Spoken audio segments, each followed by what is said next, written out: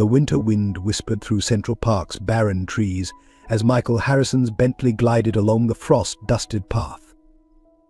Through the tinted windows, Manhattan's lights sparkled like stars against the navy sky. Then his driver slammed the brakes. There, beneath a park bench, a small figure huddled against the bitter cold, a child, no more than 4, clutching a worn doll. A crumpled note lay beside her. Her name is Sophie. I have no choice. The truth is in her hands. Please protect her. Michael didn't know it then, but this moment would unravel a web of corruption that had claimed countless lives, including that of a mother who sacrificed everything for justice. Hey there! Before we dive into this touching story, drop a quick comment letting us know where you're watching from. And if you believe in a mother's love, hit that like button. Let's begin. In the glittering world of Manhattan's elite, Michael Harrison stood apart. At 45, his salt and pepper hair and piercing blue eyes carried the weight of a man who had seen both triumph and tragedy. His penthouse office on the 85th floor of Harrison Technologies overlooked Central Park, a daily reminder of the justice he'd abandoned 15 years ago. Before becoming a tech mogul worth $2.8 billion, Michael had been the youngest assistant district attorney in New York's history. His wall still held the framed New York Times headline, "Rising Star Prosecutor Takes Down Corruption Ring." But that was before Sarah, before the case that changed everything. Sarah Harrison had been his moral compass, a public defender who believed in justice more than winning. They met across a courtroom, fell in love over late-night case files, and dreamed of changing the system from within. She was pregnant with their first child when it happened, a random car accident that was anything but random. The official report called it a tragic brake failure. Michael knew better. It came 2 days after Sarah had uncovered evidence linking several high-ranking officials to a domestic violence cover-up ring. The loss shattered him. Their unborn daughter, the nursery painted in soft yellows, the small shoes Sarah had already bought, all turned to ash. He resigned from the DA's office the day they buried her, the day he realized the system he believed in was rotting from within. Technology became his escape. A mobile app he developed to help domestic violence victims document abuse quietly grew into Harrison Technologies, a corporation now worth billions. Yet success felt hollow. His vast apartment remained pristinely empty, echoing with the ghosts of what could have been. The cleaning service came twice weekly, erasing any trace of life from the chrome and marble surfaces. Only Sarah's study remained untouched, her case files still stacked neatly on the desk, waiting for a justice that never came. The city's elite knew Michael as the reserved bachelor philanthropist, writing checks for charity galas but rarely staying past the first course. Few knew he spent his nights poring over Sarah's old cases, tracking patterns of corruption that seemed to grow deeper with each passing year. The same names kept appearing: judges who dismissed cases, officers who lost evidence, prosecutors who dropped charges. But he had learned his lesson. He watched, he documented, and he waited. His only friend from his prosecutor days was Detective James Turner, now nearing retirement. Their weekly chess games in Washington Square Park were less about the game and more about the quiet exchange of information. Both men knew the cost of pushing too hard against the system. Both carried their own scars. The world's changed, Mike James would say, moving his bishop with weathered hands. These days, the bad guys don't wear black. They wear badges and business suits. Michael would nod, remembering Sarah's last words before she left for work, that final day someone has to stand for those who can't stand for themselves. He had failed her then. His technology company's success felt like a betrayal of everything they'd fought for. The charitable foundation he'd established in her name, the Sarah Harrison Fund for Justice, helped domestic violence victims with legal fees and safe housing. But it was a band-aid on a bullet wound, and he knew it. Each morning, he stood before the floor-to-ceiling windows of his penthouse, watching the sun rise over Central Park, the same park where Sarah had told him she was pregnant. The same park where 15 years later a little girl named Sophie would force him to confront everything he'd tried to forget. His assistant, Margaret, had long since stopped trying to set him up on dates or encourage him to move on. She'd worked with him since his DA days and understood that some wounds aren't meant to heal. Instead, she quietly managed his empire, deflected the press, and pretended not to notice when he spent nights in his office, surrounded by old case files. The night he found Sophie, he had been at yet another charity gala, receiving another humanitarian award he felt he didn't deserve. His speech had been brief. True justice isn't found in courtrooms or boardrooms. It's found in the courage of those who stand up when the world tells them to stay quiet. He hadn't known then how prophetic those words would prove to be, or that the small figure huddled beneath a park bench would lead him back to the fight he'd abandoned all those years ago. Back to Sarah's fight. Back to justice. The city lights sparkled below his office window, a beautiful illusion hiding ugly truths. But for the first time in 15 years, Michael Harrison felt something stir within him, something that felt dangerously like hope. Behind New York City's gleaming facades and tourist attractions lay a shadow system that operated with mechanical precision. The 23rd Precinct, under the command of Chief Robert Anderson, was its beating heart. From the outside, Anderson was the portrait of success: Harvard Law graduate, decorated officer, and likely the next police commissioner. His official photo hung in the precinct lobby, blue eyes radiating trustworthiness beneath silver hair. The annual police charity ball had just named him Officer of the Decade. His acceptance speech brought tears to eyes. We stand as guardians between order and chaos, between the innocent and those who would harm them.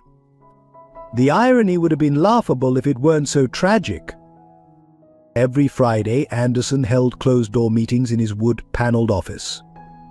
Judge William Maxwell and District Attorney Thomas Crawford were regular attendees. They called it case review. In reality, it was where cases went to die. Domestic violence complaints against prominent figures disappeared. Evidence became misplaced. Witnesses recanted their statements after mysterious job offers or sudden financial troubles. The system worked like a well-oiled machine. Beat cops knew which addresses to avoid responding to. Detectives understood which case files needed to accidentally get corrupted. Junior prosecutors learned which cases would tank their careers. Those who didn't play along found themselves assigned to dead-end cases or dangerous neighborhoods. Linda Martinez had been a promising young detective until she pushed too hard on a domestic violence case involving a city councilman's son. 3 months later, she was found dead in her apartment, suicide due to job stress, the official report stated. Her case files vanished the same night. The public face was immaculate. The 23rd Precinct boasted the city's highest case closure rate.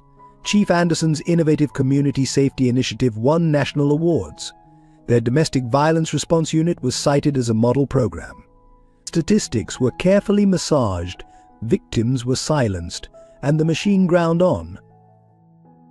Judge Maxwell presided over his courtroom like a benevolent grandfather, known for his tough but fair rulings. His clerk, David Thompson, managed the docket with surgical precision, ensuring certain cases landed on certain days before certain judges. 20 years of service had taught him which files needed special handling. The district attorney's office, under Crawford's leadership, maintained a careful balance. Just enough high-profile convictions to maintain public confidence, while the real money cases quietly disappeared into plea bargains and dismissed charges. Junior prosecutors who showed too much initiative found their cases mysteriously falling apart in court. The money flowed through a maze of shell companies and offshore accounts. Campaign contributions, consulting fees, charitable donations, all perfectly legal on paper. The Brotherhood Benevolent Fund provided for officers' families in need, while also ensuring loyalty through carefully distributed favors. But cracks were beginning to show.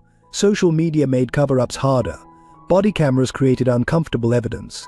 Younger officers, raised on ideals of transparency, asked uncomfortable questions. The old guard responded with a mixture of intimidation and incentives. Detective James Turner had watched it all from his desk in the cold case unit, carefully cultivating his image as a burnout counting days to retirement. His real notes went home every night in his lunch container, building a picture too dangerous to keep in one place. The victims were the ones who saw the system's true face. Women who went to police stations bruised and terrified, only to have their abusers pick them up from the precinct an hour later. Children who learned too young that some monsters wore badges. Witnesses who discovered that silence was the only safe option. Sarah Harrison had started pulling on one thread of this tapestry, not realizing how far it went or who it would threaten. Her accident was a message to others who might follow her path. The system protected its own. Yet change was coming, imperceptible but inevitable. Each covered-up case left a paper trail. Each silenced victim had a story. Each compromised officer carried guilt. The pressure built beneath the surface, waiting for a catalyst. In his private moments, Chief Anderson felt the ground shifting. More oversight, more questions, more scrutiny. The old methods weren't working as well. Even Judge Maxwell had mentioned feeling the heat during their last private meeting. "Times are changing," Bob the judge had said, swirling his bourbon. "We might need to adapt." Anderson had dismissed his concerns. The system had survived reformers before. It would survive again. After all, who would believe the victims over the very pillars of law and order?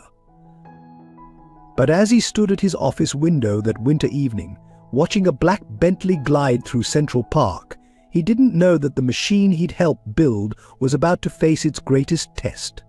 A 4-year-old girl with a worn doll was about to change everything. The emergency room at Mount Sinai Hospital hummed with practiced efficiency as Dr. Amanda Walker examined Sophie. Under the harsh fluorescent lights, the child seemed even smaller, her dark curls tangled and unwashed. The medical chart detailed the immediate concerns: mild hypothermia, dehydration, minor scrapes. But it was what wasn't written that worried the doctor most. "She hasn't spoken a word," Dr. Walker confided to Michael, who hadn't left the hospital since bringing Sophie in. No crying, no complaints, even during the blood draw. That kind of silence in a child this age, it usually tells a story. Michael watched through the observation window as a child psychologist attempted to engage Sophie. The girl's only response was to clutch her doll tighter, her knuckles white against the worn fabric. The doll itself was expensive, once a collector's piece with hand-painted features, now threadbare from constant holding. Detective James Turner arrived just before midnight, carrying his familiar worn leather notebook. His official presence was a formality. Missing children required police involvement, but both men knew why Michael had specifically requested him. Off the record, Turner murmured, closing the door to the private waiting room, "This isn't the first case like this I've seen this year. 3 other kids, all under 5, all found in public places with notes. The other cases were redirected." Michael's jaw tightened. By whom? Orders came from above. Cases marked as resolved, kids put into the system, no further investigation. Turner's weathered face showed the strain of years watching justice bend. But this one's different. The other kids were placed near churches or fire stations. This one. He gestured toward Sophie's room. Central Park isn't a safe abandonment spot. Someone wanted her found by someone specific. The hospital social worker, Emily Bennett, brought coffee and preliminary paperwork. Her practiced smile couldn't hide her concern. "We've run her photo against missing persons databases. No matches in the tri-state area. No reports of missing 4-year-olds matching her description. It's like she never existed." Michael's private investigator, Frank Reynolds, arrived at dawn with the first fragments of information. Security footage showed a woman in a dark coat hurrying through Central Park at 4 a.m., carrying a child. The footage was grainy, the woman's face always turned away from cameras, deliberate, not accidental. She knew the camera layouts, Reynolds noted, spreading still photos across the conference room table. moved through blind spots, avoided direct angles. This wasn't desperation. This was planned. Sophie spent her first night in the hospital's pediatric ward. Michael stayed, watching her fitful sleep from a chair by her bed. She whimpered once, reaching out in her dreams. The name she whispered Mummy was her first spoken word since being found. By morning, the hospital's tests revealed more questions than answers. Sophie was well nourished before her park ordeal. Vaccinations were up to date. Her teeth showed regular dental care. Someone loved this child doctor, Walker concluded. Invested in her health, her care. This isn't neglect, this is protection. The doll became their first real clue. Hand-stitched into the hem of its dress was a single letter R. The stitching was professional, the thread medical-grade suture material. Reynolds photographed it from every angle before carefully removing the dress. No other marks, no tags, no manufacturer labels. Emily Bennett brought child development specialists, trauma counselors, art therapists. Sophie remained silent through their sessions, but her drawings told stories.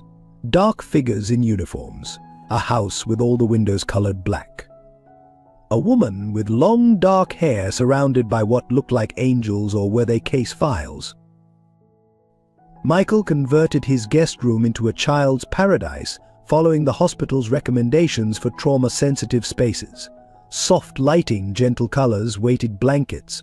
The room's window offered a direct view of Central Park, though he noticed Sophie never looked that direction. Detective Turner's unofficial channels began whispering. Similar cases across state lines. Children found, investigations stopped, records sealed. A pattern spanning years, crossing jurisdictions. But this time, the girl had been found by a former prosecutor with billions at his disposal and a score to settle with the system. Sophie's first week in Michael's care established routines. She silently chose purple pajamas over pink, preferred apple slices to oranges, sat closest to doors in any room. Small details that painted a picture of a child taught to observe, to plan, to survive. Late one night, reviewing hospital security footage, Reynolds noticed something odd. During Sophie's first examination, when asked her full name, she had traced letters on her blanket with her finger. Enhanced footage revealed Sophie Rachel. A quick database search of Rachel combined with domestic cases, investigative reporting, and sudden disappearances opened a door none of them were prepared to walk through.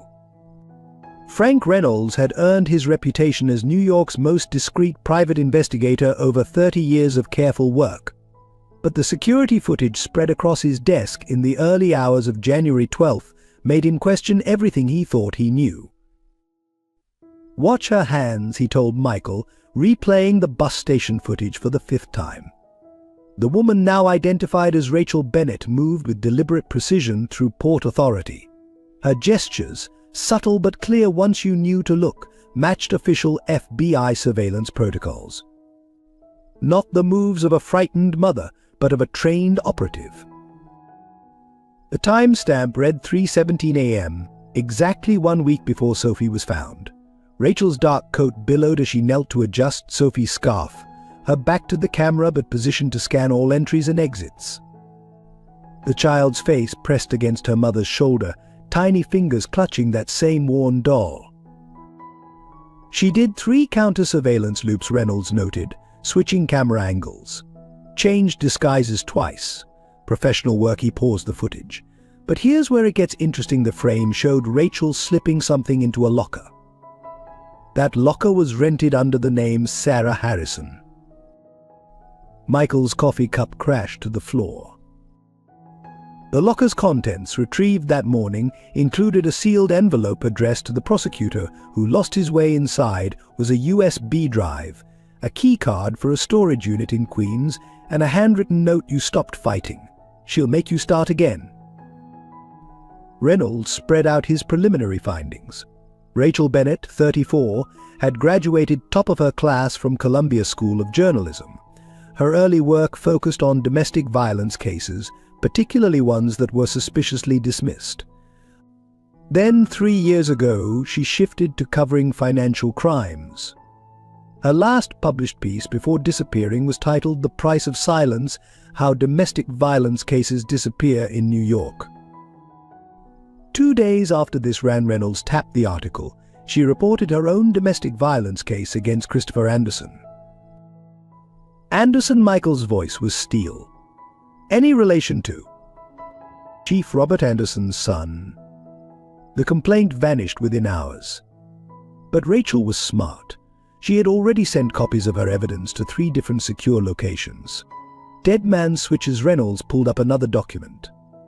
She knew they were coming for her. The storage unit in Queens was empty except for a laptop sealed in a waterproof bag. Its hard drive contained thousands of documents, court records, police reports, financial transactions, all pointing to what Rachel had uncovered: a systematic network using domestic violence cases to control and extort victims while protecting wealthy abusers. Detective Turner arrived with coffee and worse news. Rachel's official missing persons report was filed by her editor 3 months ago. Report says she was last seen entering the 23rd precinct to clarify details about her domestic violence complaint. The implications hung heavy in the room. Security footage from her apartment building showed Rachel returning home that night. The next morning, she and Sophie disappeared. Her apartment, when Reynolds checked it, had been cleaned. Professionally cleaned. No fingerprints, no DNA, no trace of the last 3 years of life. But Rachel had planned for this too. Behind a loose brick in the building's basement, they found a sealed envelope containing photos and a thumb drive. The photos showed Sophie's development from birth to age 4, vaccinations, first steps, preschool. A mother documenting her child's life, knowing she might not be there to tell the stories herself. The thumb drive contained one video file, dated the day before Rachel disappeared. If you're watching this. Rachel's face filled the screen, composed but with fear in her eyes. Then they found me. But Sophie is safe. I chose you, Michael Harrison, because 15 years ago you were the only prosecutor who couldn't be bought. When they killed Sarah, you walked away. I'm giving you a chance to walk back in. Michael's hands gripped his desk until his knuckles went white. Sophie knows things she doesn't know she knows, Rachel continued. The doll, the drawings, the songs I taught her, it's all there. Keep her safe. And when the time comes, remember the truth doesn't stay buried. It just needs the right person to dig. The video ended with Rachel teaching Sophie a seemingly innocent nursery rhyme. Reynolds, with his military background, recognized it immediately. The rhyme was a code, each verse corresponding to a location, a name, a piece of evidence. She turned her daughter into a living database, Reynolds said quietly. Everything she uncovered, encrypted in childhood memories. Michael stared out his office window at the park where he'd found Sophie. Somewhere in that child's mind was evidence that could bring down the very people who had taken Sarah from him. The same people who now knew he had their biggest threat under his protection. The New York Chronicle's archives painted a portrait of Rachel Bennett that grew more remarkable with each article they uncovered. Her career trajectory wasn't just impressive, it was deliberate, each story building toward something bigger. Look at the pattern, Michael told Reynolds, spreading 5 years of Rachel's articles across his conference room table. She started with small domestic violence cases in Staten Island. Each article pushed a little further, followed the money a little deeper. Her early pieces seemed standard human interest stories: a waitress whose abuse case was mysteriously dropped, a teacher whose restraining order vanished from court records, a nurse whose evidence photos disappeared. But hidden in each article were breadcrumbs, account numbers, property records, shell companies. She wasn't just covering the stories, Reynolds realized, she was mapping the network. Rachel's former editor, Thomas Mitchell, met them in a crowded diner in Queens. His hands shook slightly as he stirred his coffee. Rachel knew what she was doing was dangerous. Started encrypting everything after the 3rd threat. But she wouldn't back down. He pulled out a worn envelope. She left this with me. said if anything happened, I should wait 3 months, then look for a child in Central Park. Inside was a key to a safe deposit box and a list of names: judges, officers, business leaders. Next to each name was a single word: Clearwater. The safe deposit box contained Rachel's personal notes, meticulously organized. She'd discovered that domestic violence cases were being used as leverage. Wealthy abusers would have their cases buried, but at a price. The victims would be pressured to sign non-disclosure agreements, their silence bought with threats or bribes. The money flowed through a charity called Clearwater Family Services. Its genius in its simplicity, Mitchell explained. Clearwater poses as a domestic violence support organization. They approach victims, offer help, gain trust. Then they present a choice: take a payment and stay quiet, or watch their case disappear while their life falls apart. Rachel's last published article barely hinted at what she'd uncovered, but her notes revealed the full scope. Clearwater wasn't just burying cases, they were profiting from them. Abusers paid for protection, victims paid for safety, and the evidence became leverage for future extortion. The breakthrough came from an unlikely source. Sophie, during an art therapy session, drew what looked like a lighthouse, but Reynolds recognized it instantly: the Clearwater Family Services logo, drawn with a child's precision. Rachel took Sophie to their offices, he concluded, made it look like they were seeking help, but she was gathering intelligence. Used her own domestic violence case as cover to get inside. Bank records showed Clearwater processing millions in charitable donations from some of New York's most powerful figures. Each donation coincided with a domestic violence case being dropped or sealed. But Rachel had gone further. Her notes detailed conversations, meetings, security protocols. She'd spent months infiltrating Clearwater, building trust, gathering evidence. Her domestic violence complaint against Christopher Anderson wasn't just real, it was strategic. She needed high-level access, Michael realized. A case involving the police chief's son would go straight to the top of their operation. The pieces started falling into place. Rachel had used herself as bait, knowing they would try to silence her through Clearwater's usual channels. But instead of being intimidated, she'd gathered evidence at every step. The threats, the bribes, the pressure tactics, she documented it all. Her final notes showed she was close to exposing the entire operation. Clearwater's true ownership traced back to offshore accounts linked to familiar names: Judge Maxwell, Chief Anderson, and others in their circle. The charity was their laundering operation, turning abuse into profit. The last entry, Reynolds said quietly, was the night before she disappeared. She wrote, "They offered $10 million for my silence. Counter-offered with the truth. Meeting at precinct tomorrow to negotiate. Sophie knows where everything is. Find the right person to hear her song." Mitchell cleared his throat. "There's something else. The day before she disappeared, Rachel asked me about an old case, a prosecutor's wife who died in a car accident 15 years ago. Said it was all connected, part of the same system." Michael's hands clenched. Sarah's case. Rachel had found the link. A fresh search of Rachel's apartment building revealed one final clue. In the basement electrical room, behind a panel, they found a hidden camera. Its memory card contained footage of Rachel's last known moments entering her apartment with 2 men in suits. The camera angle caught one man's reflection in the window, Christopher Anderson. But it was the final frame that chilled them. Rachel, looking directly at the camera, held up a piece of paper with one word: checkmate. She hadn't been running from them. She'd been setting a trap. Every move the evidence trails, Sophie's coded memories, choosing Michael was part of a calculated plan. "My God," Reynolds breathed. She sacrificed herself to burn down the whole system. The question now wasn't just about finding justice for Rachel. It was about finishing what she started before the same people who silenced her came for Sophie. The first warning came at dawn. Michael's head of security, Jack Miller, burst into the penthouse gym where Michael was trying to burn off his restless night. 3 unmarked vehicles, Miller reported, pulling up surveillance feeds on his tablet.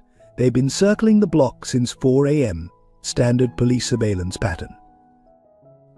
Michael watched the black SUVs glide past his building again, not even trying to be subtle.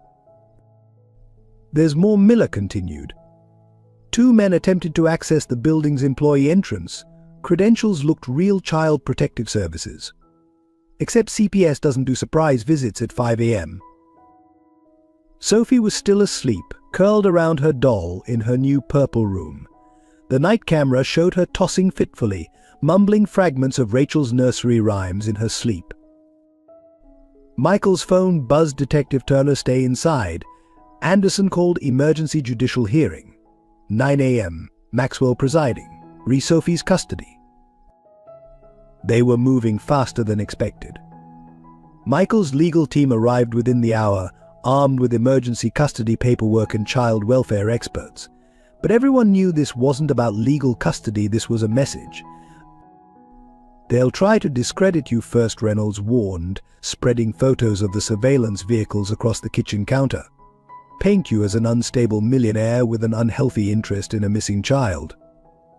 When that fails, they'll get more direct."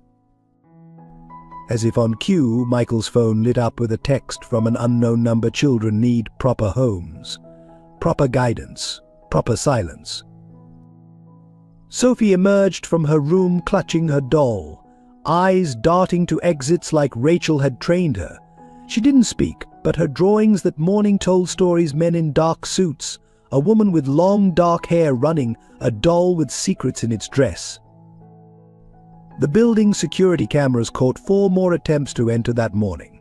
2 reporters with falsified press credentials, a maintenance worker with perfect papers but wrong shoes, a food delivery that none of the residents had ordered. "They're probing," Miller explained, "testing our responses, looking for weaknesses." At 8:30 a.m., Michael's private elevator tried to activate without authorization. Security logs showed the override code used belonged to the fire marshal's office. "They're getting desperate," Reynolds noted. "Sloppy." Sophie watched the activity with unnaturally calm eyes, humming Rachel's nursery rhyme under her breath. The same verse, over and over, round and round the garden, where the secrets sleep, dig a little deeper, promises to keep. Michael's lawyer returned from the emergency hearing looking grim. They're painting Rachel as mentally unstable, claiming Sophie needs immediate state intervention. Judge Maxwell is sympathetic to their concerns. But the real threat came that afternoon. Sophie was napping when her doll suddenly started beeping, a faint electronic pulse from deep within its stuffing. Reynolds carefully cut open a seam to reveal a tiny transmitter. "GPS tracker," he confirmed. "High-end. Military grade." Rachel knew they'd try to find her. The signal showed multiple attempts to activate the tracker remotely over the past hour. Someone was looking for Sophie hard enough to risk exposing their surveillance capabilities. But Michael's phone buzzed again. "Children repeat such interesting stories. Shame if something happened to those stories." The threat was clear. Sophie's coded memories weren't just evidence, they were a death sentence if the wrong people decoded Rachel's nursery rhymes. That night, Sophie woke screaming from a nightmare. As Michael rushed to comfort her, she spoke her first full sentence since being found. "Mommy said the bad men want her stories." Security footage from the building's cameras disappeared for exactly 7 minutes at 3 a.m. When it returned, a single red rose lay in front of Sophie's bedroom window 85 floors up. "It's not just about silencing Rachel anymore," Reynolds said, examining the rose. "They need to know exactly what Sophie remembers, what Rachel encoded in those nursery rhymes." The morning news brought another blow. Rachel's old domestic violence case had been discovered and leaked to the press. The narrative was clear: an unstable woman with a history of false allegations had abandoned her child. The system was just trying to protect Sophie.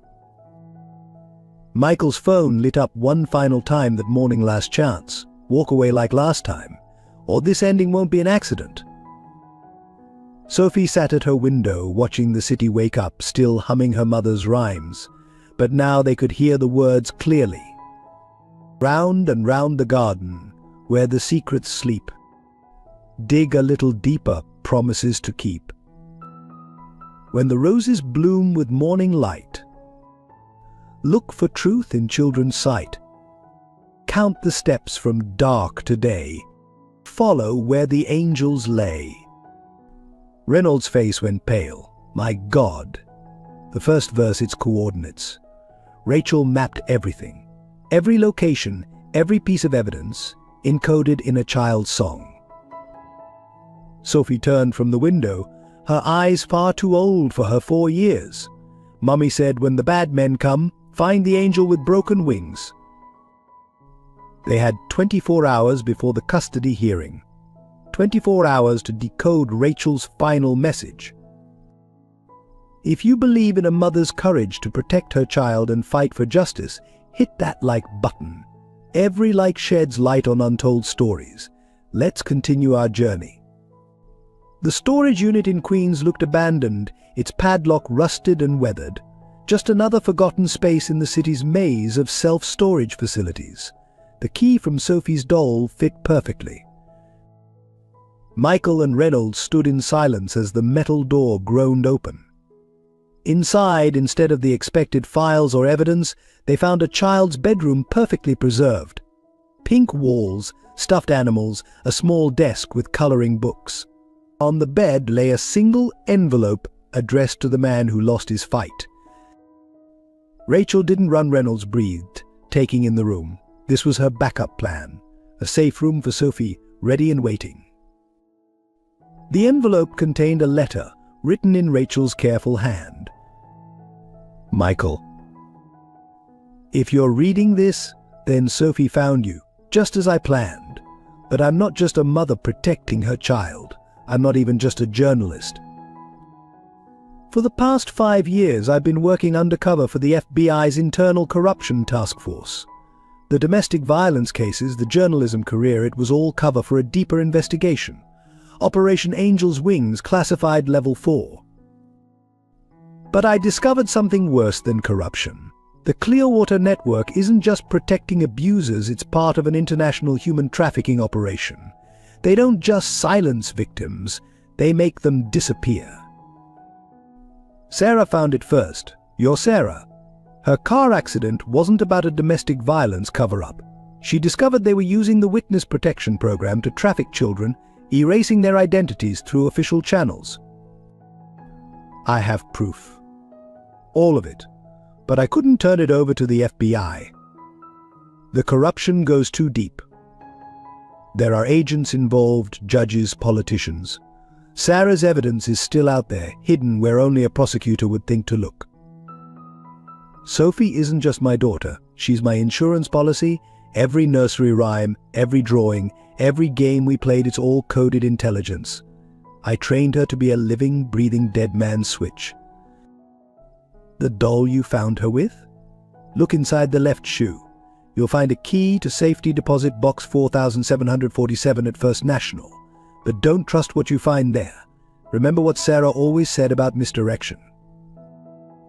I chose you because you're the only prosecutor who walked away clean. No bribes, no compromises, just grief and guilt. Sophie will help you finish what Sarah started, what I continued. But here's what they don't know: I'm not running, and I'm not dead. By the time you read this, I'll be deep undercover, gathering the final pieces. Sophie's abandonment was staged to force their hand, to make them reveal themselves.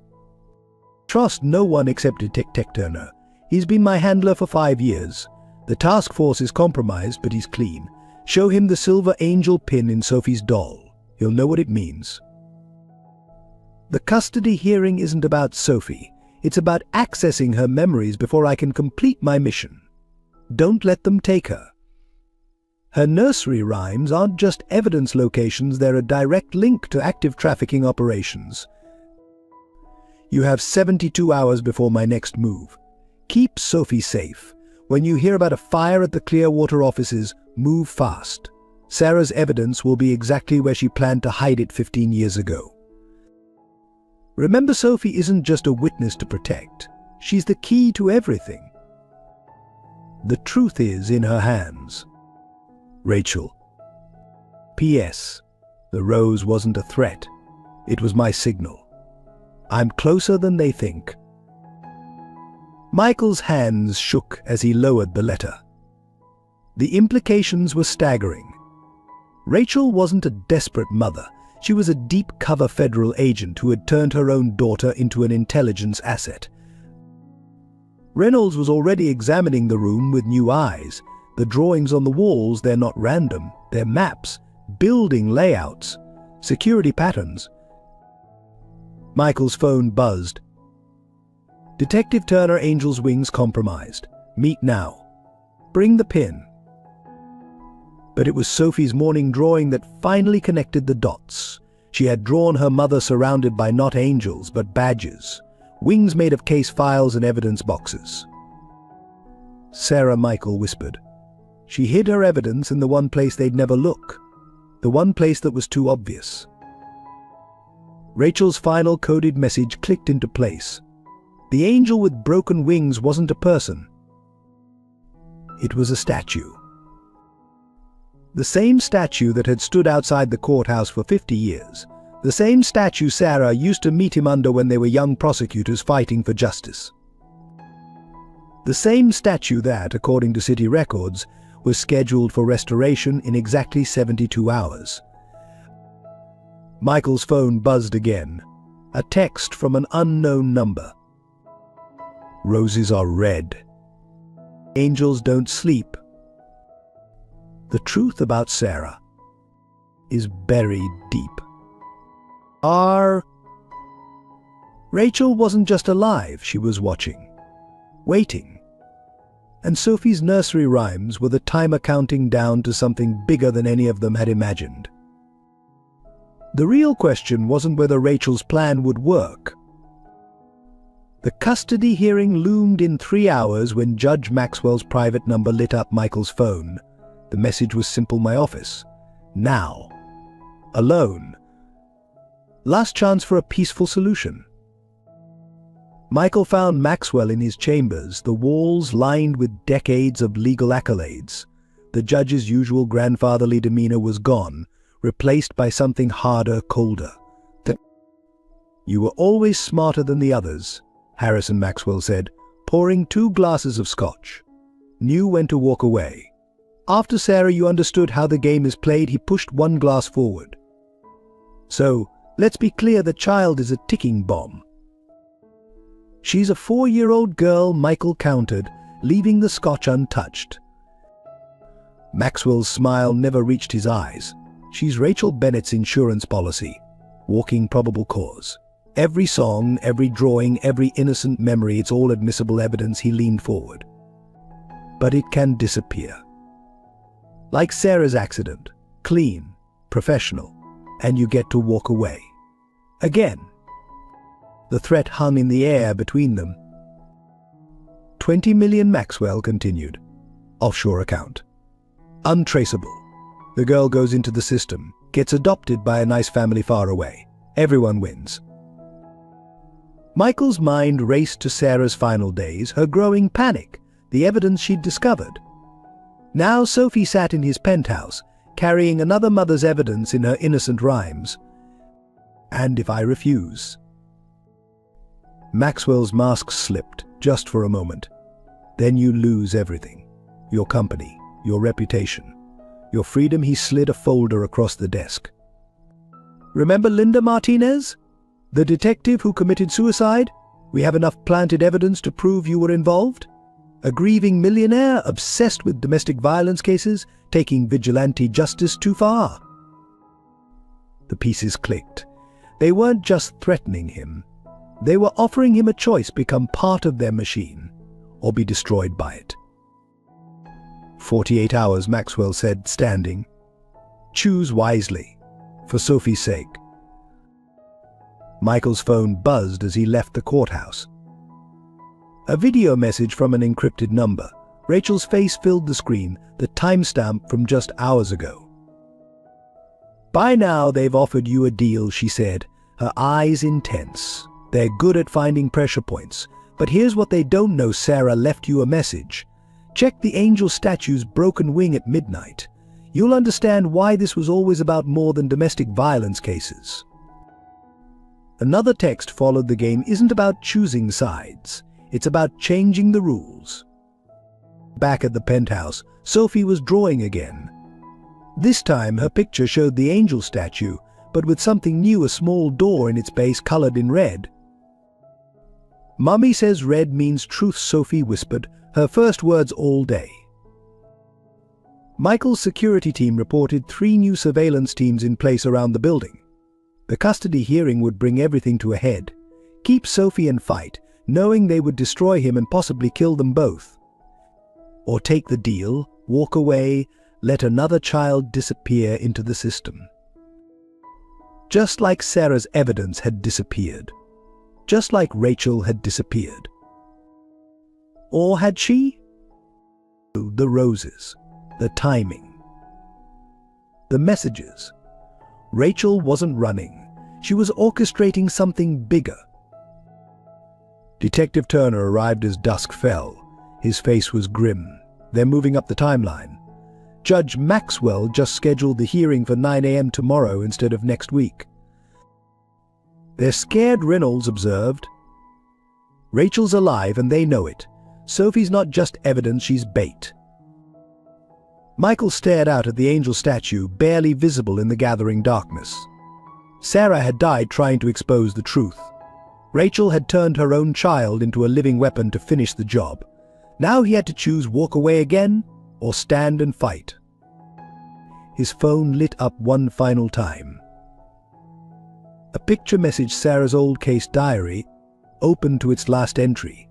Her handwriting, clear and determined: the greatest evil isn't the corruption.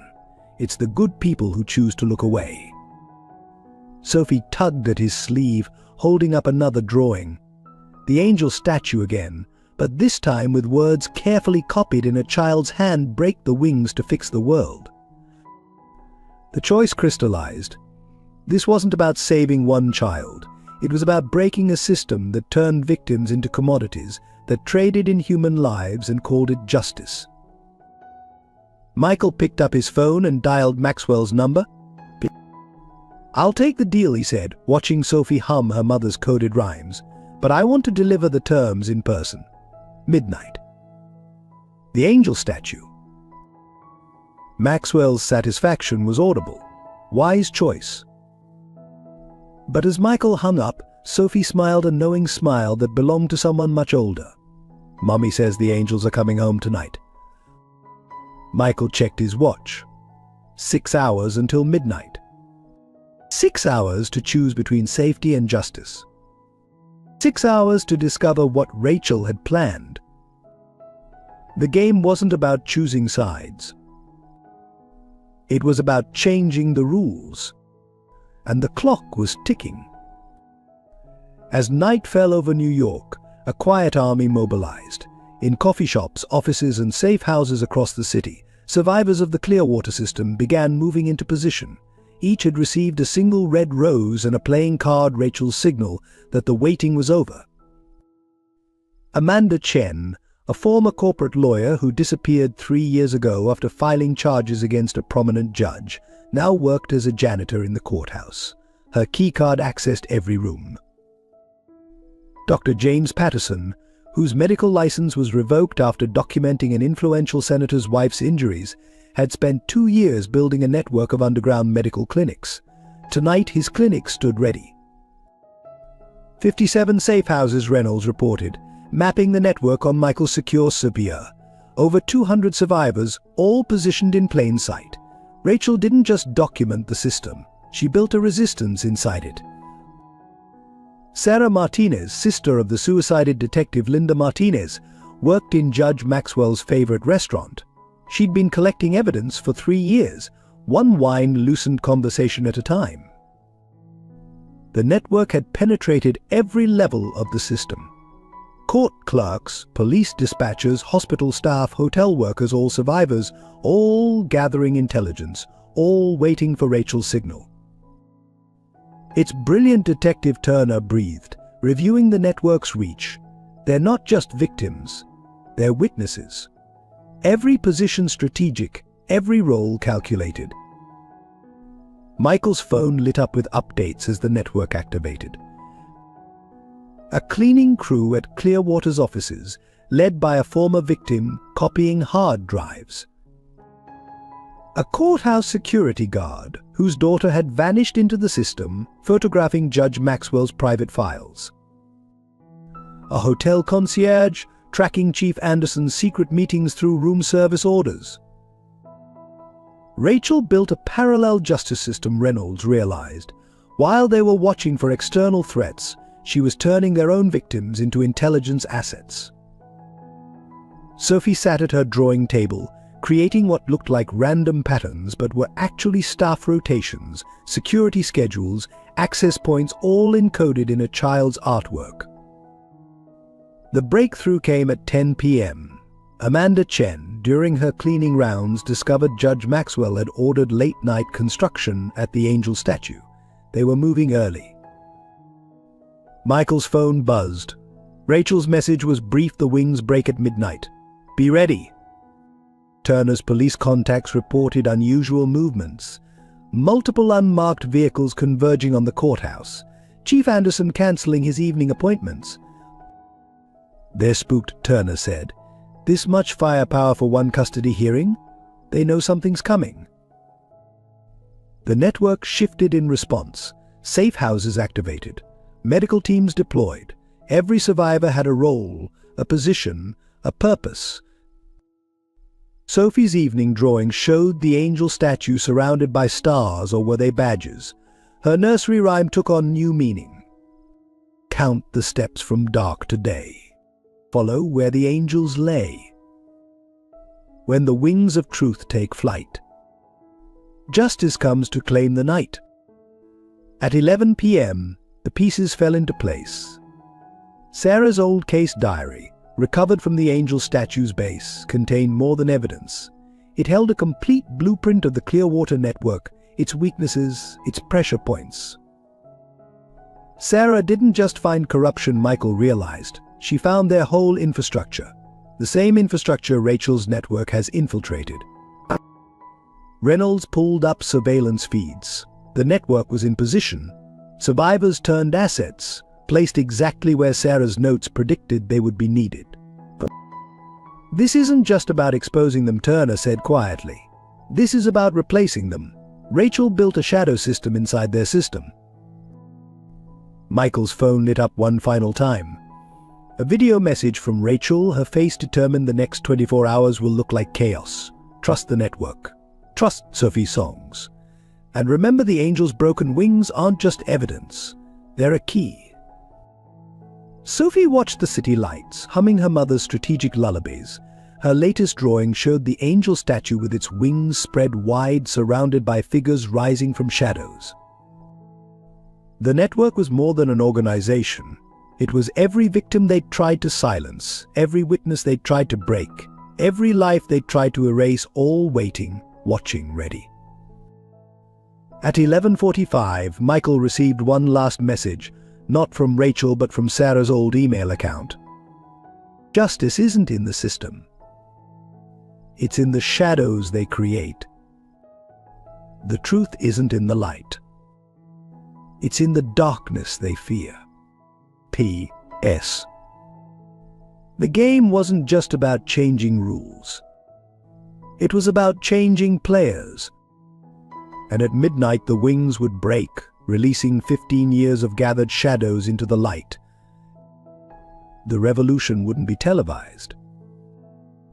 It would be witnessed. Snow began falling over Manhattan as midnight approached. At the foot of the courthouse, the angel statue stood sentinel, its broken wing casting deeper shadows in the flickering streetlight. Michael Harrison studied the marble figure, remembering countless evenings when Sarah would meet him here, her case files clutched to her chest, her eyes bright with determination to change the system from within. The hidden compartment in the statue's base yielded more than Sarah's old diary. Wrapped in waterproof material, they found a hard drive, photographs, and a handwritten letter from Rachel to Michael. Sarah's evidence was never about individual cases. Follow her breadcrumbs. The pattern matters more than the parts. Working through the night in his fortified penthouse office, Michael and Reynolds began connecting threads that stretched back decades. Sarah's meticulous notes revealed a system more intricate than they'd imagined. Domestic violence cases were just the surface. Beneath lay a network of offshore accounts, shell companies, and strategic promotions that read like a roadmap of corruption. Sophie slept fitfully down the hall, her doll clutched tight, while her mother's network of survivors fed information through encrypted channels. Each piece clicked into place with terrifying precision. Judge Maxwell's charitable foundation wasn't just burying domestic violence cases, it was laundering money from human trafficking operations. Police Chief Anderson's offshore accounts linked directly to consultation fees paid by known trafficking syndicates. The web stretched higher than anyone had imagined. Senators, corporate CEOs, even foreign diplomats, all connected through a labyrinth of shell companies and foundations, all traced back to Clearwater. Sarah had mapped it all, hidden in plain sight within statute citations and case numbers. Rachel had spent years infiltrating it, turning victims into intelligence assets. Dawn broke over the city as Michael uncovered the final pattern. It wasn't just about money or power. The system wasn't protecting abusers, it was recruiting them. Each buried case, each silenced victim became leverage, building a network of compromised officials who could be controlled through their own crimes. Sophie padded into the office as sunrise painted Manhattan in gold. Her drawing pad showed new images: the angel statue with its wings spread wide, surrounded by rising figures holding what looked like chains. "Mummy says the angels are crying," she whispered, "but not for long." Turner arrived with breakfast and worse news.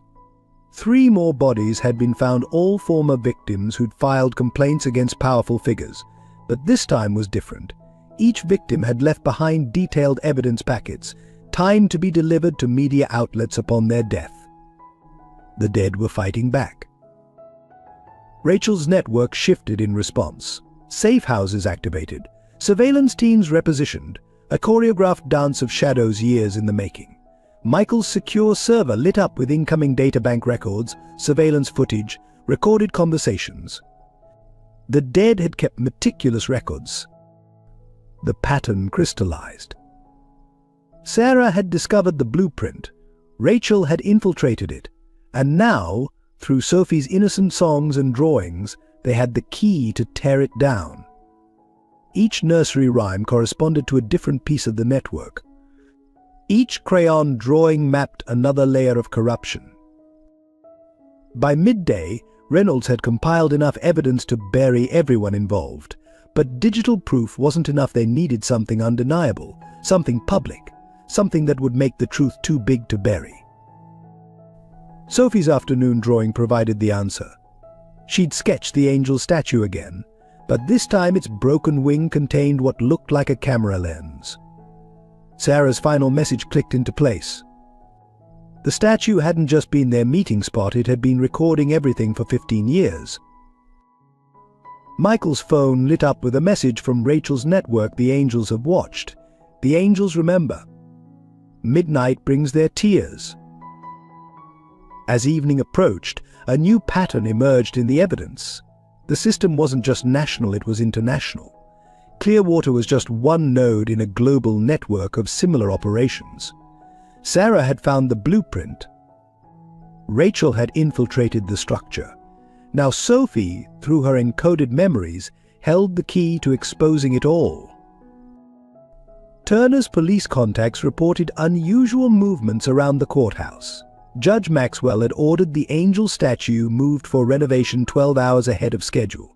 They were getting nervous. But Rachel's network was already in position. Former victims turned witnesses in every office, every courthouse, every precinct. All waiting, all watching, all carrying pieces of the truth Sarah died protecting and Rachel had spent years weaponizing.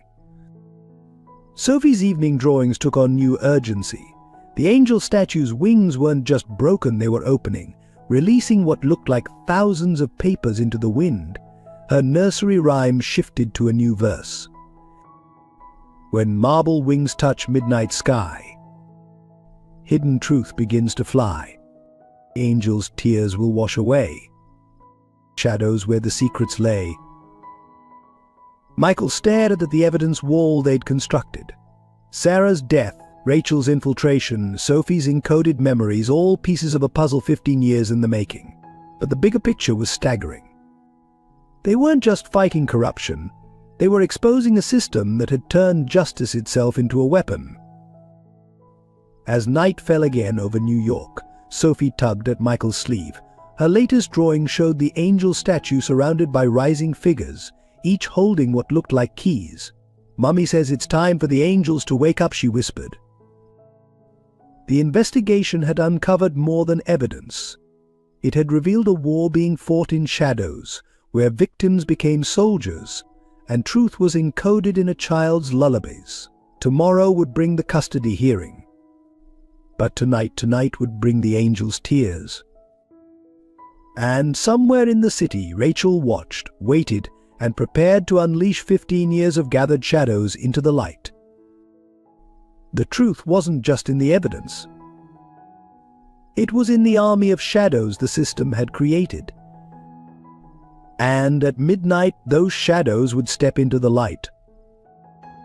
The first attack came at dawn. Michael's personal bank accounts froze simultaneously, a warning shot across the bow. By noon, Harrison Technologies stock had mysteriously plunged 40% amid anonymous allegations of financial misconduct.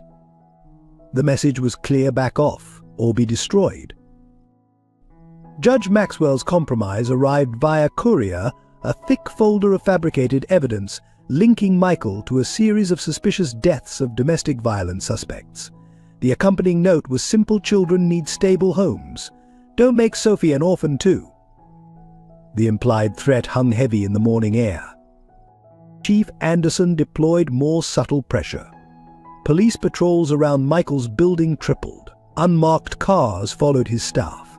Building inspectors suddenly discovered urgent safety violations requiring immediate evacuation. Every move designed to isolate, to pressure, to break. But Rachel's network had anticipated this. As the system attacked, an invisible army responded. When Michael's accounts froze, anonymous donations flooded his foundation. As his stock plunged, damaging evidence about his accusers mysteriously appeared in journalists' inboxes. Each attack met with a counter planned years in advance. Sophie watched it all with unnaturally calm eyes, drawing pictures that somehow predicted each move. A crayon sketch of frozen blue lines the morning his accounts closed. A picture of falling stocks hours before the market opened. Her mother's training ran deeper than anyone had imagined. The custody hearing loomed closer as the attacks intensified. Former employees suddenly remembered troubling incidents. Old girlfriends emerged with scandalous stories. Each hit perfectly calculated to paint Michael as unstable, obsessed, dangerous. The very qualities that had made him the perfect protector for Sophie now weaponized against him. Detective Turner brought word of worse machinations. Judge Maxwell had arranged for a child psychologist to evaluate Sophie, the sane doctor who had helped declare other inconvenient witnesses mentally unfit. The system wasn't just attacking Michael, it was laying groundwork to discredit Sophie's encoded evidence. By midnight, the pressure had escalated to physical threats. A break-in attempt at the penthouse thwarted by security. A near-miss car accident that wasn't accidental. A suspicious fire in the building's electrical room. The system was done playing nice. Rachel's network shifted in response. Safe houses activated. Surveillance teams redeployed. Each attack had been predicted, each response choreographed years in advance. The system was powerful, but the shadows it had created were everywhere. Sophie's drawings took on new urgency. The angel statue now wore a blindfold, but its eyes showed through watching, recording, remembering. Her nursery rhymes carried warnings encoded in innocent verses: when the dark men come to play, Angels keep the light away. Michael's phone buzzed constantly with updates from the network. A court clerk warning of sealed orders being prepared. A police dispatcher tracking unmarked units. A hospital administrator reporting unusual inquiries about Sophie's medical records. The system was mobilizing its full force. The pressure peaked at midnight. Every screen in Michael's office lit up with a single message: surveillance footage of Sarah's car crash, viewed from multiple angles, no longer an accident, an execution. The threat was clear: history repeats. But this time was different. This time, an army of shadows stood ready. Each person the system had tried to silence became a weapon against it. Every victim they'd buried had risen again as a witness. The very pressure meant to break them had instead forged them into something stronger. Sophie's evening drawings revealed the pattern. The angel statue's broken wing wasn't just hiding evidence, it was gathering it, recording every move the system made. Each attack left a trace. Each threat created proof. The harder they fought, the more they exposed themselves. Rachel's final message arrived at midnight: let them escalate. Every attack proves Sarah right. The angels are counting their tears. The system had built its power on silence, on isolation, on fear. But Rachel had spent years turning those weapons back on their creators. Each victim they'd silenced had become a recorder. Each witness they'd threatened had become a soldier. The very shadows they'd created now stood ready to step into the light. But as dawn approached, Sophie drew one final picture: the angel statue surrounded by rising figures, each holding what looked like mirrors. "Mummy says," she whispered, "the angels remember everything." The custody hearing was hours away. The system had deployed every weapon, every threat, every pressure point in its arsenal. But they didn't understand what they were really fighting. This wasn't just about protecting one child. It wasn't even about exposing corruption. It was about something far more dangerous: the moment when victims stop being afraid and start getting even. Michael stared at the evidence wall they'd built, at Sophie's prophetic drawings, at the pattern of attacks and responses. The system was powerful, yes, but it had made a fatal mistake. It had taught its victims how it worked. And now those lessons would be its undoing. The light of dawn painted Manhattan in shades of gold and shadow. In a few hours they would walk into court and face the full force of a system built on buried truths and broken lives. But they wouldn't walk in alone. An army of shadows stood ready, and the angels were done crying. The toll of war etched itself in Michael Harrison's reflection as he stared out his penthouse window at midnight. In 2 weeks he'd aged years. His tech empire, built over a decade, teetered on the brink of hostile takeover. Old friends stopped returning calls. Even his doorman of 15 years now avoided eye contact. The system's isolation tactics were brutally effective. Sophie's presence filled his empty home with unexpected warmth, but also constant reminder of the stakes. Each time she woke from nightmares calling for her mother, each crayon drawing that mapped another piece of corruption, every innocent song that carried coded intelligence, they all bore witness to the weight of Rachel's sacrifice. A mother had turned her child into a living weapon, knowing the personal cost would be devastating. The transformation of his living space reflected their new reality. The minimalist modern art replaced with Sophie's prophetic drawings. His pristine kitchen now cluttered with half-eaten chicken nuggets and juice boxes. Security screens monitored every approach, while encrypted communications from Rachel's network buzzed constantly. His sanctuary had become a fortress, his life a tactical operation. Nights were the hardest. Sophie's sleep grew more troubled as the custody hearing approached. Her drawings darker, more urgent. The angel statue now wore a crown of thorns, its tears falling like diamonds onto rising shadows below. "Mummy says the angels cry diamonds," she whispered one night, "but diamonds can cut through anything." The personal toll mounted in unexpected ways. His therapist of 10 years quietly dropped him as a client pressure from other powerful patients. His favorite restaurant suddenly couldn't find his reservations. Small sanctions that added up to a clear message: you're not welcome here anymore.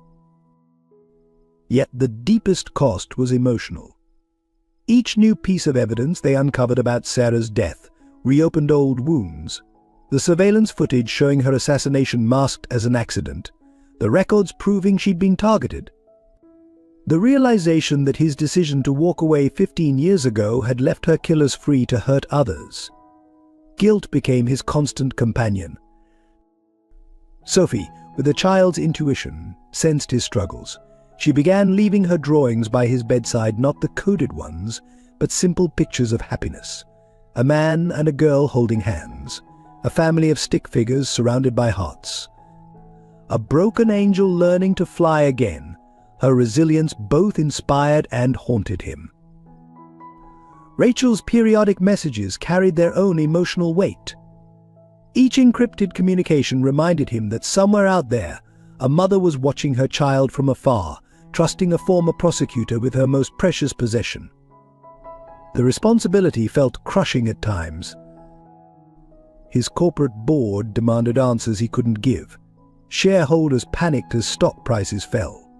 Employees whispered about layoffs. The empire he'd built as an escape from justice was now crumbling because he'd chosen to pursue it. The irony wasn't lost on him. Detective Turner noticed the changes during their evening strategy sessions. The designer suits replaced with comfortable wear, the premium scotch untouched, the aggressive prosecutor's confidence tempered by a father's fear. "You're not just fighting the system anymore," Turner observed one night. "You're learning why Rachel and Sarah thought it was worth dying to change it." Sophie's nightmares grew worse as the custody hearing loomed closer. She would wake screaming about bad men in nice suits and angels with broken wings. Michael found himself singing Rachel's coded lullabies, each verse carrying evidence that could get them both killed, yet somehow soothing the child back to sleep. The isolation bred unexpected intimacy. Their morning routines evolved, Sophie insisting on helping make coffee, mostly spilling it, Michael learning to braid her hair badly. Small moments of normalcy in a life that had become anything but normal. He found himself treasuring these moments, even as he feared losing them. His weekly visits to Sarah's grave took on new meaning. Sophie would accompany him, placing her drawings against the headstone. "Mommy says your angel helped her find the truth," she told the grave one morning. "She says you showed her the way." Michael wept for the first time in 15 years. The weight of 3 women's sacrifices bore down on him: Sarah, who died exposing the truth; Rachel, who gave up her child to protect it; and Sophie, an innocent forced to carry their legacy. His own sacrifices seemed small in comparison. Yet something else was growing amid the loss. A fierce protectiveness that surprised him with its intensity. Each threat against Sophie stoked a fire he'd thought long extinguished. The system had taken Sarah, had forced Rachel into shadows, but it would not claim this child. His phone buzzed with another message from Rachel: "The personal cost is the point. What we're willing to lose shows what really matters." Sophie slept down the hall, clutching her doll full of evidence that could burn down an empire of corruption. The choice had never been clearer. The custody hearing was 24 hours away. His fortune was nearly gone, his reputation in tatters, his life permanently altered.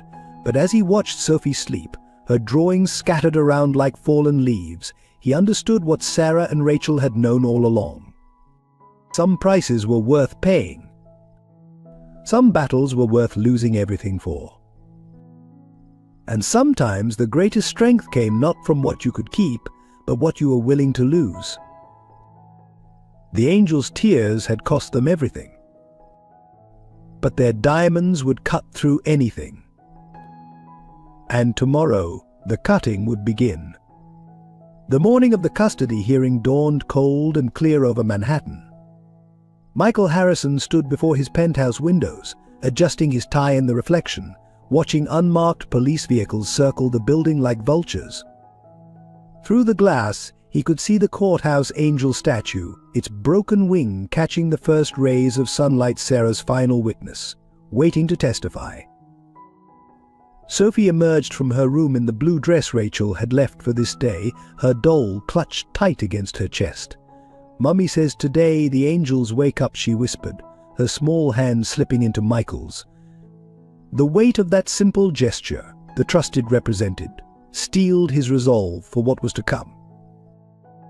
The courthouse steps were a gauntlet of reporters, their questions sharp as knives. "Mr. Harrison, how do you respond to allegations of mental instability? Sources claim you're obsessed with conspiracy theories about the justice system. Is it true you're using Sophie to pursue personal vendettas?" Each accusation had been carefully planted, the system's groundwork for what would unfold inside. Judge Maxwell's courtroom sat like a theater ready for its final act. The usual morning cases had been mysteriously rescheduled. Armed guards flanked the doors, unusual for a simple custody hearing. In the gallery, faces Michael recognized from Rachel's files watched with predatory intensity. The trap was set. Chief Anderson sat in the front row, his uniform pristine, his smile practiced. Beside him, the state's expert witnesses waited with thick folders of manufactured concerns about Sophie's welfare. The system had assembled its full arsenal, every weapon honed to separate a child from the truth she carried. The proceedings began with calculated precision. Character witnesses painted Michael as unstable, obsessed with long-closed cases. Financial experts detailed his company's sudden troubles. Child psychologists expressed grave concerns about Sophie's fantasies and destructive coping mechanisms. Her drawings and songs now weaponized against her. But Rachel's network had prepared for this moment. As each accusation landed, evidence appeared on journalists' phones. Anonymous sources confirmed the witnesses' connections to Clearwater. Bank records showed suspicious payments. The shadows fought back with truth. The turning point came when they brought Sophie in for questioning. She sat in the witness chair, tiny and perfect in her blue dress, while Judge Maxwell performed his grandfatherly routine. "Tell me about your drawings, sweetheart, about these angels you keep seeing." Sophie's voice rang clear in the hushed courtroom. "The angels cry diamonds, Your Honor." Diamonds that cut through lies. Her small hands opened her doll's dress, and dozens of tiny data drives spilled onto the witness stand like tears. The courtroom erupted. Chief Anderson moved toward the evidence, but Rachel's network was already in motion. Every phone in the gallery lit up with downloaded files. Live streams activated. The truth Sarah died for, that Rachel had safeguarded, began flooding social media channels faster than it could be contained. But Judge Maxwell's mask cracked. "Clear the courtroom," he ordered, but it was too late. Sophie had begun singing one of Rachel's lullabies, each verse naming names, dates, accounts. The lyrics matched files appearing on screens across the city. 15 years of evidence, encoded in a child's song. The angel statue's secret camera feed activated on every courthouse monitor. Years of recorded meetings, handoffs, threats. Sarah's final witness testified in high definition. Chief Anderson reached for his phone, but the system's communications were already compromised. Rachel's army of shadows had seized control. Michael stood amid the chaos, Sophie's hand held tight in his. The angels remember everything she said, her voice carrying in a sudden lull. Mummy made sure they'd never forget. From her doll came one final drive, labeled in Rachel's handwriting, Sarah's legacy. The footage was devastating. Sarah's last day alive, her discovery of the trafficking operation, the order for her assassination. Judge Maxwell's signature on the execution order. Chief Anderson coordinating the hit. The system's original sin, preserved in silicon and shadow. As police units loyal to Rachel's network moved in to secure the courthouse, Sophie tugged at Michael's sleeve. "Look," she whispered, pointing out the window. On the courthouse steps, a woman in a dark coat watched from behind police lines. Rachel, emerging from shadow into light. The confrontation had cost them everything: careers, reputations, fortunes. But as Sophie's evidence flooded every network, as Rachel's army of survivors stepped into the light, As 15 years of buried truth broke free, Michael finally understood. The system's greatest weapon had been silence, and today the silence was broken. Chief Anderson and Judge Maxwell were led out in handcuffs, their masks of authority shattered. The courthouse angel statue watched with its broken wing, no longer hiding evidence but dispensing justice. Sarah's final witness had spoken. Rachel's plan had worked. The truth had found its voice in the innocent songs of a child. Sophie's last drawing, done that morning, showed the angel statue whole again, its wings spread wide, diamonds falling like tears onto a garden of rising flowers. Mummy says she whispered as Rachel was escorted in, that broken angels can learn to fly again.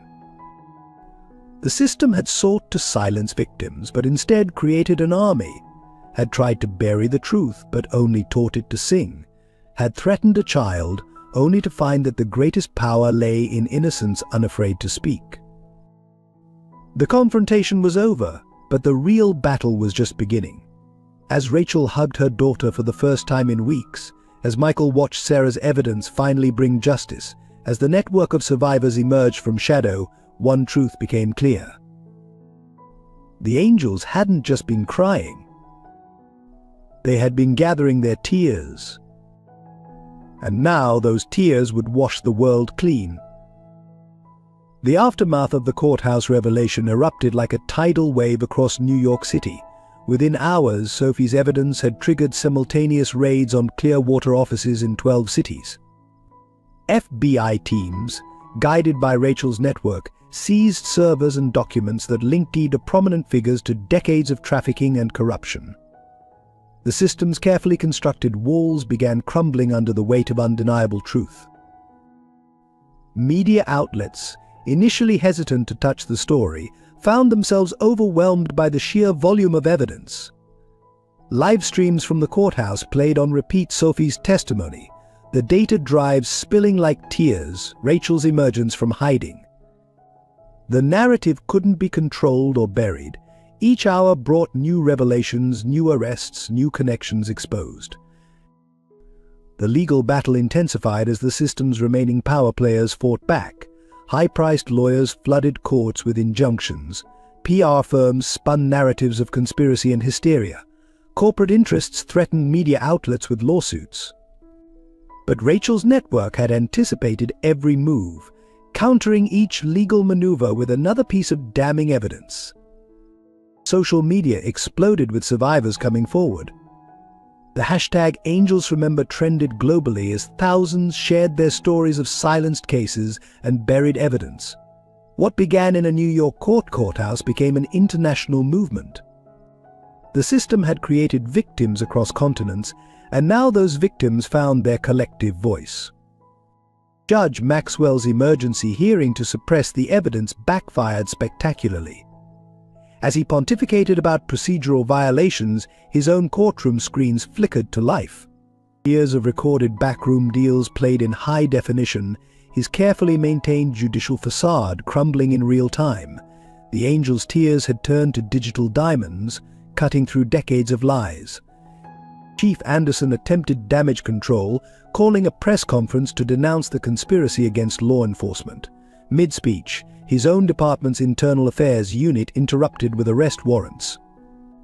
The evidence from Sophie's doll had opened too many sealed cases, exposed too many covered-up crimes.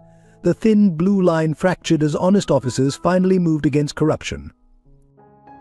The battle shifted to financial fronts as Clearwater's banking connections froze assets and destroyed records. But Rachel's army was ready.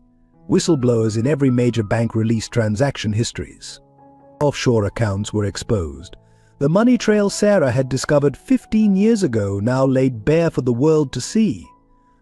International implications rocked diplomatic circles. Foreign officials implicated in the trafficking network suddenly resigned. Embassy staff sought immunity deals.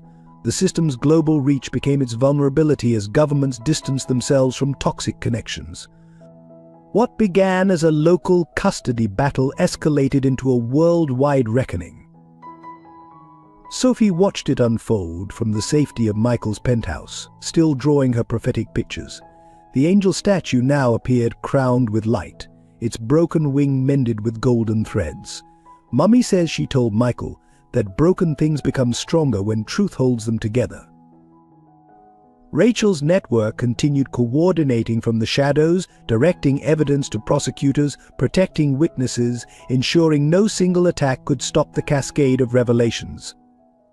The system had taught them patience, taught them strategy, taught them to turn weakness into strength. Now those lessons became weapons. The counterattacks grew desperate. Professional hit teams targeted key witnesses. Mysterious fires destroyed evidence rooms. Accidents befell cooperative judges. But each act of violence only confirmed the corruption, sparked new investigations, brought more truth to light. The angel's tears became a flood that couldn't be contained. Public opinion shifted as the scale of corruption emerged. Protests filled city streets. Police precincts faced crowds demanding accountability. Courts were surrounded by survivors holding candles, singing Sophie's coded lullabies that now played on every news channel. But the system's power had always depended on silence. That silence was shattered. Michael's corporate board attempted to force his resignation, but shareholders revolted. His company's stock, initially devastated, rebounded as investors recognized the value of integrity. The market's invisible hand discovered conscience as consumers demanded accountability from corporations tied to Clearwater. The battle's turning point came when Rachel's final evidence drop hit the internet. Encrypted files on servers worldwide simultaneously unlocked, releasing proof of judicial corruption across 4 continents. The system's international framework, designed to protect itself, became the conduit of its own exposure. Sophie's drawings predicted each phase: judges in handcuffs, police stations with broken badges, banks emptied of shadows. Her mother's training had prepared her not just to carry evidence, but to map the battle's progress. Each crayon sketch became a prophecy fulfilled in headlines hours later. Sarah's final evidence, preserved in the angel statue's broken wing, provided the pattern that connected everything. Local corruption linked to state power tied to federal influence connected to international networks. The system wasn't just corrupt, it was corruption's architecture, designed to perpetuate itself.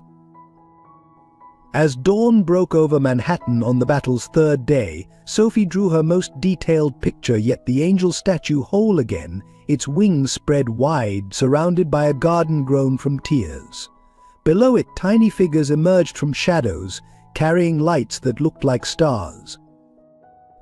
"The angels aren't crying anymore," she told Michael as Rachel's network reported victory after victory. "They're teaching others to fly." The battle had cost fortunes, careers, reputations, but as survivors stepped into light worldwide, as corruption crumbled under truth's weight, as justice found its voice in a child's coded songs, one fact became clear. The system hadn't just created victims. It had created its own destruction. And the angel's tears had become the flood that washed it clean. Victory came with a cost that no one had fully anticipated. In the week following the courthouse revelation, 3 key witnesses were found dead despite protection. Elizabeth Chen, who had documented judicial bribes for a decade, died in an engineered car crash. Marcus Rodriguez, a former police officer who exposed the trafficking routes, was found in his safe house with a staged suicide note. Dr. Sarah Palmer, the medical examiner who had preserved evidence from suspicious deaths, disappeared after her morning jog. The system, even in its death throes, extracted a brutal price. Michael's corporate empire faced coordinated cyber attacks that crippled operations across continents. Thousands of employees found themselves casualties in a war they never knew they were fighting. The stock price plummeted as institutional investors pulled out, responding to pressure from unseen forces still wielding financial power. Rachel's network suffered devastating breaches. Safe houses were compromised, underground escape routes discovered, years of careful preparation undone by desperate men with nothing left to lose. Each victory in court was paid for in blood and sacrifice, the angel's tears now mixed with those of the fallen. Sophie bore witness to it all, her drawings becoming darker, more urgent. The angel statue in her artwork wept red tears now, its wings stained with what looked like sunset but might have been blood. "Mommy says," she whispered one night, "that diamonds come from pressure and angels come from pain." The personal toll mounted daily. Michael's old friends from the DA's office were found corrupt, their careers built on buried evidence and compromised justice. Detective Turner was suspended, then threatened, then shot at in his own home. The system knew how to hurt those who betrayed it. Rachel emerged fully from hiding only to face immediate danger. 3 assassination attempts in the first week forced her back into shadows, able to see Sophie only through security cameras and encrypted messages. The price of exposing truth was losing the very thing she'd fought to protect. But the media battlefield turned brutal. Character assassinations gave way to actual violence. Journalists who covered the story found their families threatened. Networks that aired the evidence faced mysterious technical difficulties. Truth itself became a casualty as competing narratives fought for control of public perception.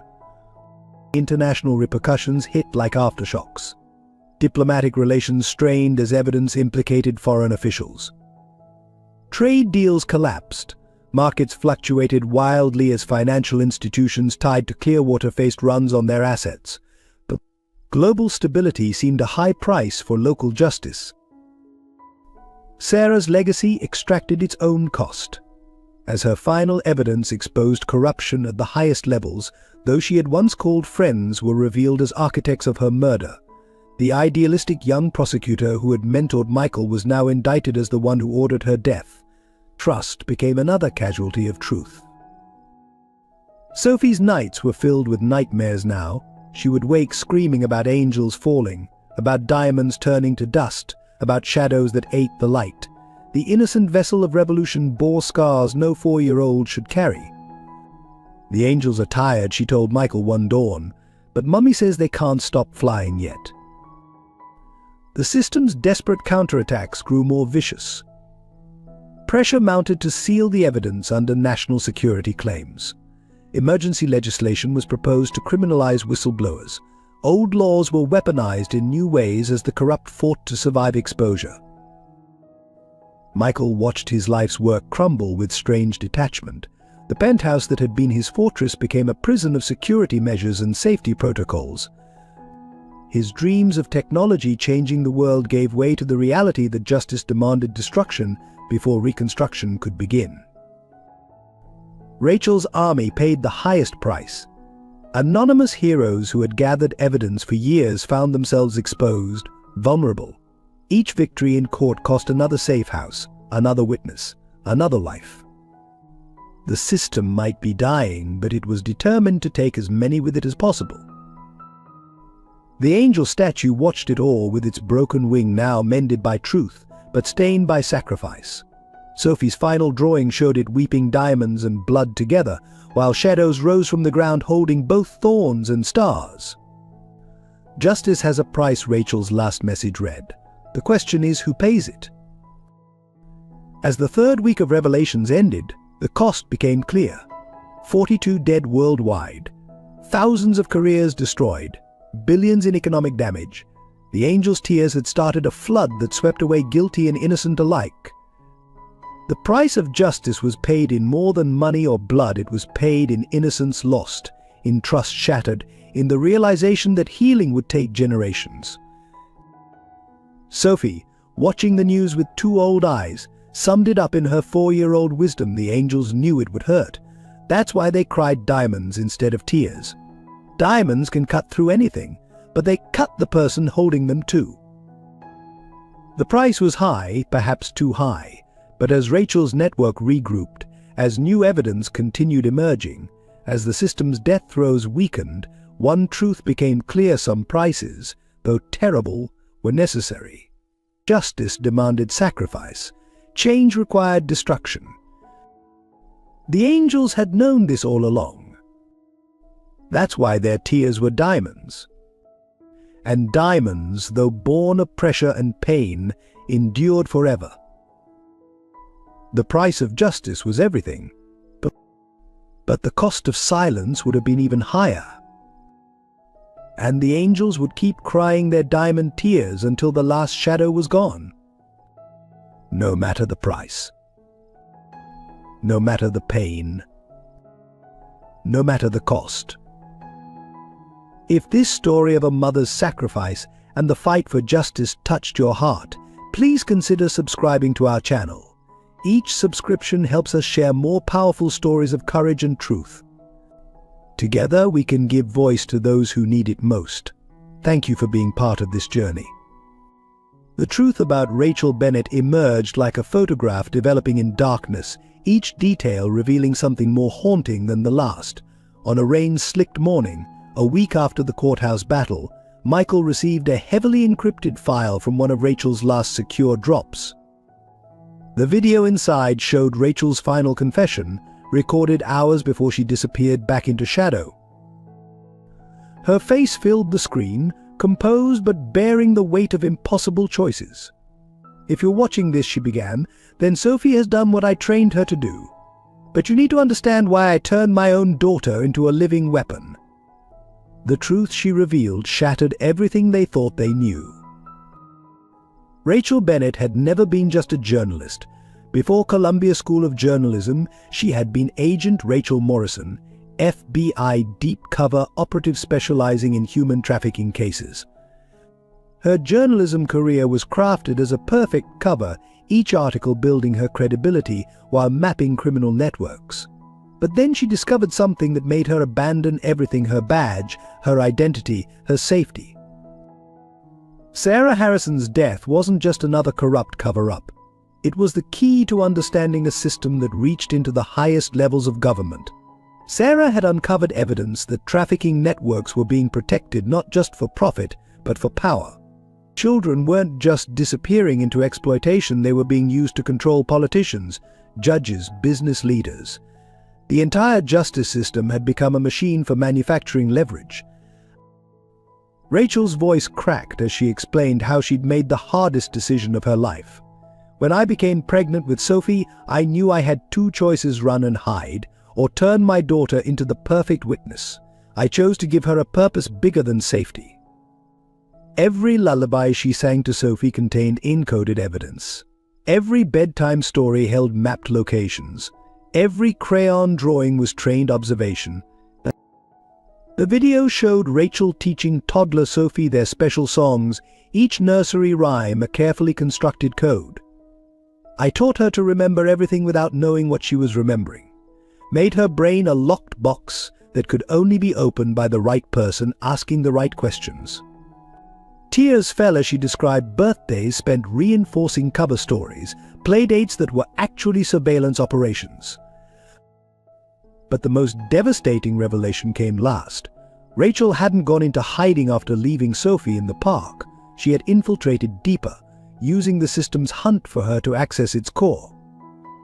While they searched for a mother protecting her child, she was actually gathering the final pieces of evidence, accessing files only available to those leading the search. Sophie's abandonment wasn't just about protecting her, Rachel confessed, her voice steady despite her tears. "It was a tactical decision. I knew they would bring their full force to claim her, knew they would expose themselves trying to access her memories. My daughter became bait for a trap 15 years in the making." The video showed Rachel's meticulous planning. Safe houses established years in advance. Evidence cached in multiple locations. A network of survivors trained and positioned in key roles. Every move calculated, every contingency planned. She had turned motherhood itself into an intelligence operation. "The hardest part," she whispered, looking directly into the camera, "wasn't putting Sophie in danger. It was knowing that if I succeeded, she would learn that every lullaby, every game, every moment of her childhood was part of an operation. I had to choose between being a good mother and being a necessary one." The final minutes of the video revealed Rachel's endgame. She hadn't just been gathering evidence, she had been building a case that would trigger investigations on 5 continents. Sophie's encoded memories were just the key to a much larger vault of truth. The system wouldn't just be exposed, it would be dismantled globally. "I don't expect forgiveness," Rachel concluded, her composure finally breaking. "Not from Sophie, not from anyone. But Sarah died trying to expose this truth.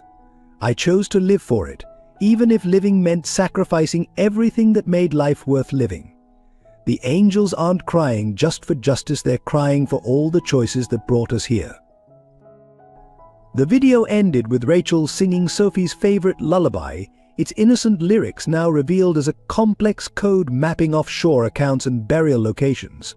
Michael sat in silence as the screen went dark, understanding finally the true weight of what Rachel had engineered. She hadn't just trained her daughter to be a witness. She had turned motherhood itself into a weapon, love into a tactical advantage, innocence into ammunition. The truth about Rachel Bennett wasn't just about a mother's sacrifice. It was about the moment when justice demanded more than good intentions, it demanded devastating choices.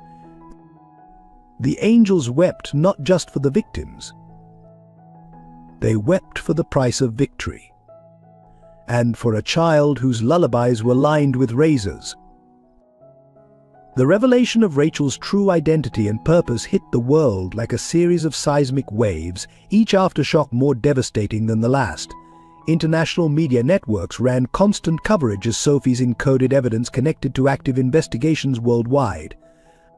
The innocent nursery rhymes of a 4-year-old had triggered the largest synchronized raid on trafficking operations in law enforcement history.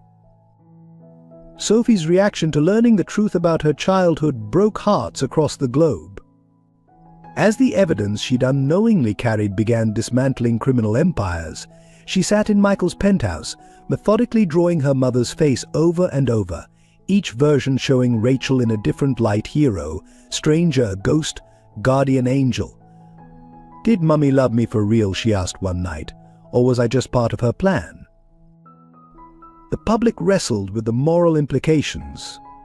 Talk shows debated the ethics of weaponizing childhood. Child psychologists warned of long-term trauma. Human rights organizations struggled to reconcile Rachel's methods with her results. The question echoed across continents: does the end justify such intimate means? Professional interrogators and intelligence experts marveled at the sophistication of Rachel's programming. Every childhood memory had been carefully constructed to hide information in plain sight. Sophie's favorite playground games contained surveillance protocols. Her bedtime stories mapped escape routes. Even her artwork showed trained observation techniques disguised as childish doodles. The survivor network Rachel had built emerged as something unprecedented in intelligence history. Domestic violence victims placed in strategic positions, trafficking survivors trained as deep cover observers. A shadow army of the broken who had turned their trauma into triumph. Each revelation added new layers to Rachel's master plan. Michael struggled with his role in the aftermath. He had become not just Sophie's protector, but the custodian of a child's weaponized innocence. Every time she sang her mother's lullabies, he heard not just the encoded evidence, but the price of justice measured in stolen childhood moments.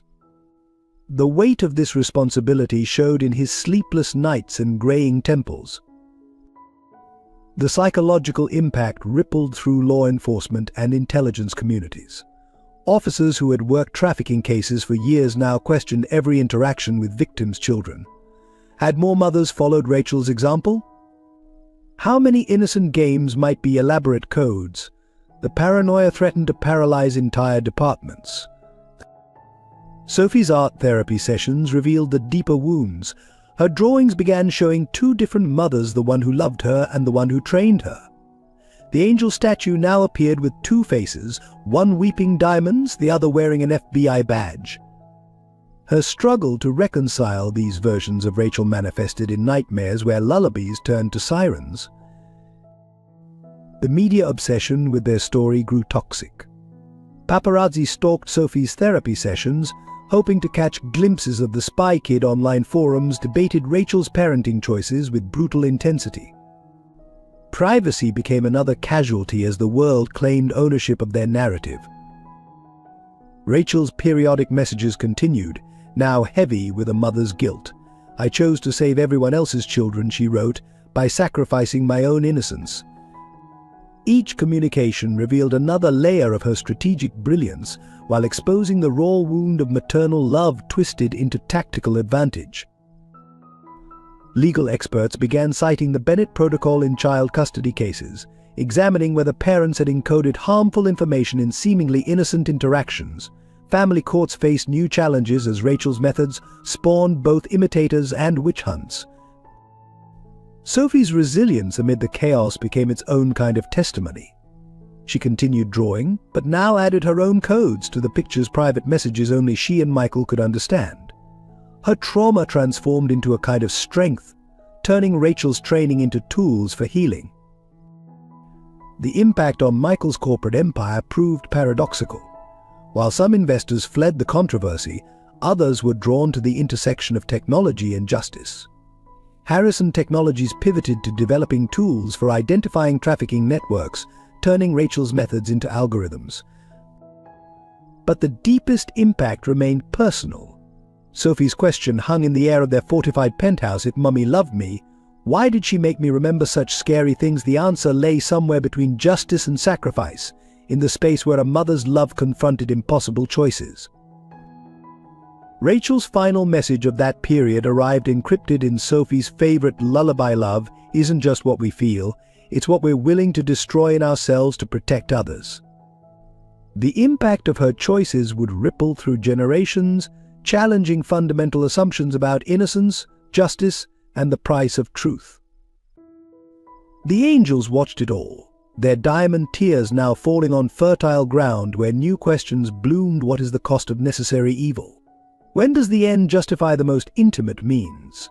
And can a child's love survive discovering it was also a weapon? The impact wasn't just measured in arrests or exposed networks. It was measured in the space between a mother's love and a handler's calculation.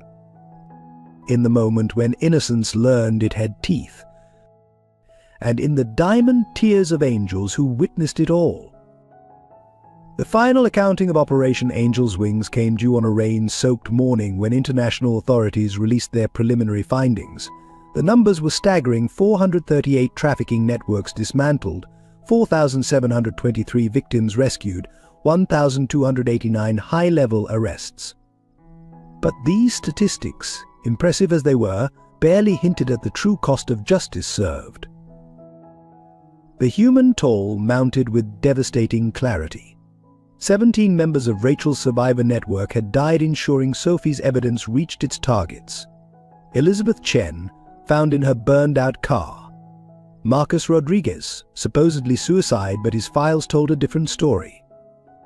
Dr. Sarah Palmer, her body discovered weeks later in a location mapped by one of Sophie's innocent drawings. Each death added to the weight of diamond tears. Corporate casualties followed like dominoes.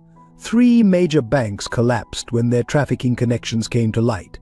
Stock markets worldwide stuttered as compromised executives were led away in handcuffs. Harrison Technologies hemorrhaged billions before stabilizing as a different kind of company, one built on exposing corruption rather than simply succeeding despite it. The psychological cost proved immeasurable. Sophie's therapist documented new categories of trauma: the weaponization of childhood memory, the militarization of maternal love.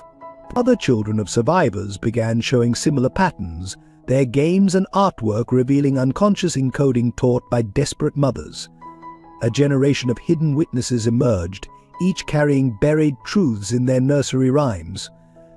Law enforcement agencies faced their own reckonings. Entire precincts stood empty as corruption investigations cleaned house. The thin blue line dissolved under the weight of exposed complicity. Even honest officers struggled with the revelation that children's games might contain coded evidence of their colleagues' crimes. Trust became another casualty of necessary paranoia. The judicial system nearly collapsed under the strain. As judges were led away in handcuffs, thousands of cases required review. Convictions were overturned, settlements nullified. The very concept of justice seemed to waver as its gatekeepers were revealed as architects of exploitation. The angels' tears had washed away more than corruption, they had exposed the rot at justice's core. Rachel's network paid the highest price. Safe houses burned, witness protection compromised, years of carefully placed survivors exposed and eliminated. The system's death throes proved as deadly as its reign, claiming lives until its final moments. Each victory in court was matched by a funeral, each exposed truth paid for in blood. Sophie's drawings tracked it all, her trained observation turning trauma into testimony. The angel statue in her artwork now stood in a sea of red and black, its diamond tears falling on graves marked with butterfly wings. Mummy says she told Michael one night that some angels have to break so others can be free. The cost to innocence proved perhaps the most devastating. As Sophie's story spread, other children began revealing their own encoded memories. A generation of young witnesses emerged, each carrying burning truths in their bedtime stories. The very nature of childhood seemed altered, innocence now viewed through a lens of potential tactical advantage. Michael watched his own transformation in the mirror each morning. The wealthy tech CEO had become something else: guardian, warrior, keeper of burning truths. His fortune depleted, his company transformed, his life permanently altered by the weight of necessary justice. The cost of standing against corruption had been everything he once valued, yet he counted it cheap at the price. Rachel's final message arrived on Sophie's 5th birthday, encoded in a seemingly innocent birthday card. The cost isn't measured in what we've lost, but in what we've prevented others from losing. Every diamond tear saves a future victim. Every broken angel prevents a new tragedy. The price of justice is everything, but the cost of silence would have been our souls. The angels watched from their marble perch as the final accounts were tallied. Lives lost, fortunes destroyed, innocence shattered, trust broken. The cost of justice proved higher than anyone had imagined, yet somehow exactly what each participant had been willing to pay. Sophie's last drawing of this dark period showed the angel statue whole again, but changed its wings made of broken glass, its tears falling as both diamonds and blood, its face bearing the marks of necessary warfare. Below it, tiny figures rose from shadow, each holding a piece of broken light. The cost had been everything. But as Rachel's network regrouped, as new safeguards were built, as rescued victims began their long journey to becoming survivors, one truth emerged. Some prices, though terrible, were necessary. Some costs, though devastating, were justified. But some tears, though made of diamonds, had to fall. The angels understood this all along. That's why they chose to weep. Rebecca's diary revealed darker truths through forensic analysis. Digital restoration of water-damaged pages exposed a carefully coded documentation of the Mitchell family's violent legacy. The entries, spanning 3 years, painted a methodical picture of a woman gathering evidence while fighting to protect her son. Early pages showed subtle changes in Mark's behavior after losing his job. Rebecca noted increasing alcohol consumption, volatile mood swings, and disturbing parallels to stories she'd heard about his father. She documented Mark's nightmares, his mumbled confessions about his mother's death, and his growing obsession with controlling her movements. The diary's middle section contained detailed accounts of abuse, meticulously dated and photographed. Rebecca had created a comprehensive record, anticipating skepticism from authorities.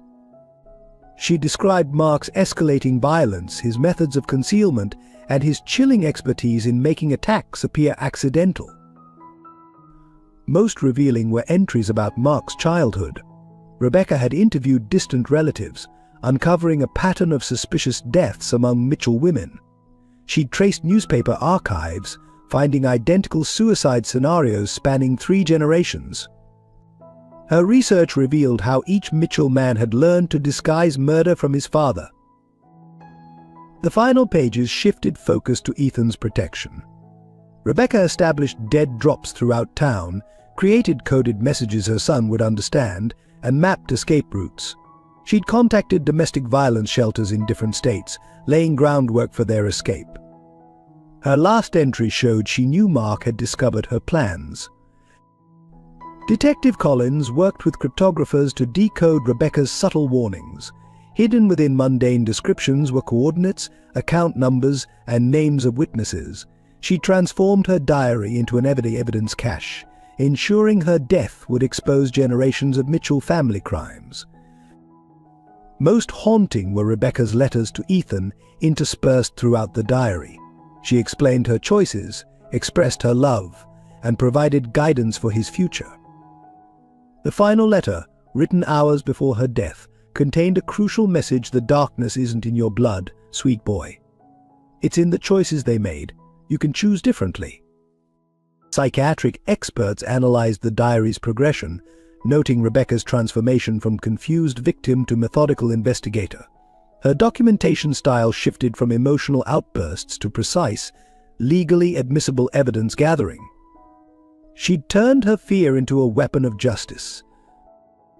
The diary's revelation sent shockwaves through Millbrook's legal system. Cold cases involving Mitchell family members were reopened. Rebecca's methodical records provided context for suspicious deaths dating back decades. Her diary became a blueprint for identifying familial violence patterns. Anna Thompson preserved Rebecca's diary in the school's new Family Violence Prevention Center. Redacted copies served as teaching tools for law enforcement and social workers. Rebecca's final act of documentation had created a legacy of protection extending far beyond her own family. Rebecca's final message emerged from an unexpected source: a series of children's books in the Greenfield Elementary Library. Anna Thompson discovered highlighted letters forming coded sentences throughout Ethan's favorite stories, revealing Rebecca's last communications to her son. The messages, decoded by FBI cryptographers, detailed a mother's desperate attempt to break the cycle of violence. Remember the stories we read, my brave boy. Each hero chose differently than those before them. You have that same choice. The books created a literary breadcrumb trail leading to Rebecca's hidden evidence. Between the pages, Rebecca had tucked small notes describing positive memories: Ethan's first steps, his love of stars, moments when Mark showed genuine fatherly love.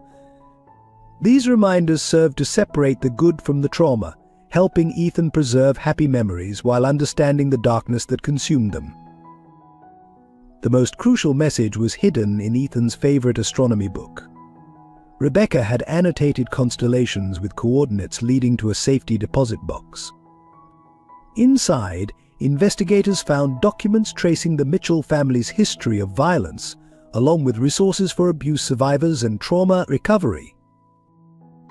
Rebecca's final coded message revealed her greatest fear and hope: the Mitchell men learned cruelty from their fathers, but you've learned compassion from me.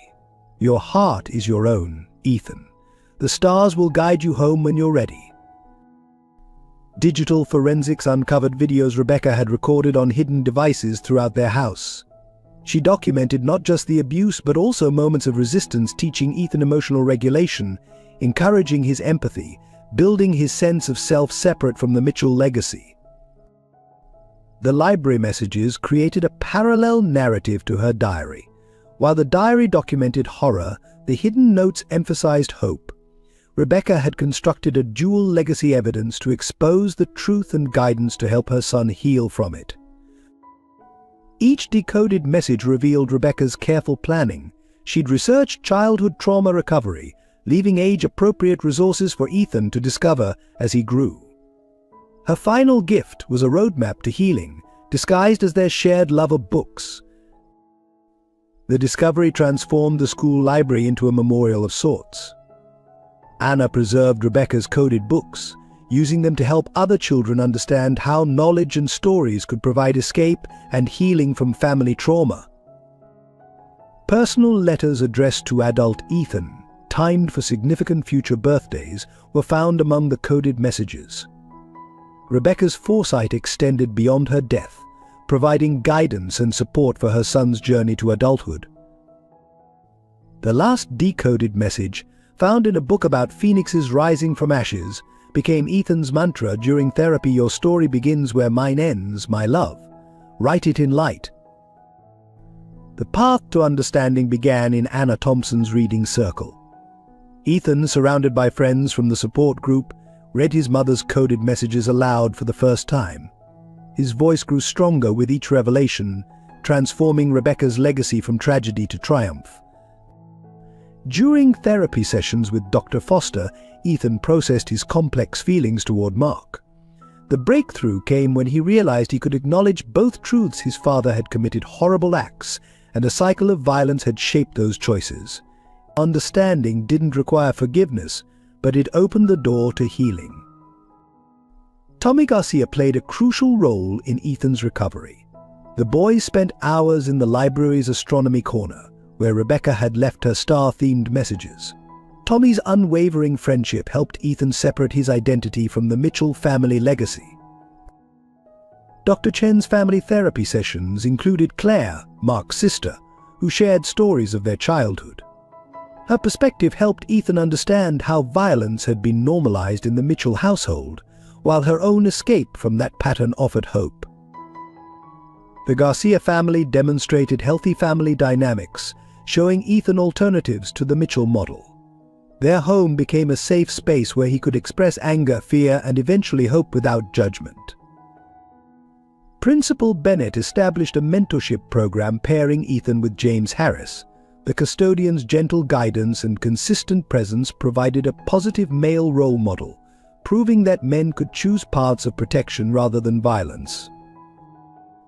During supervised visits, Mark demonstrated genuine remorse and encouraged Ethan's healing journey. Their conversations, though painful, helped both father and son understand how choices, not blood, determined their paths.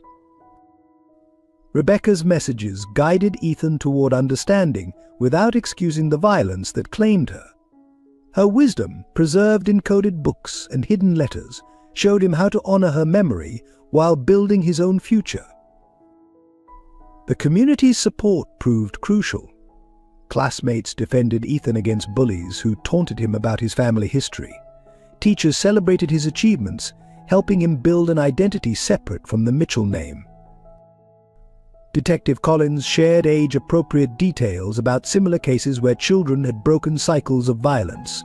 These stories reinforced Rebecca's message that Ethan could choose his own path.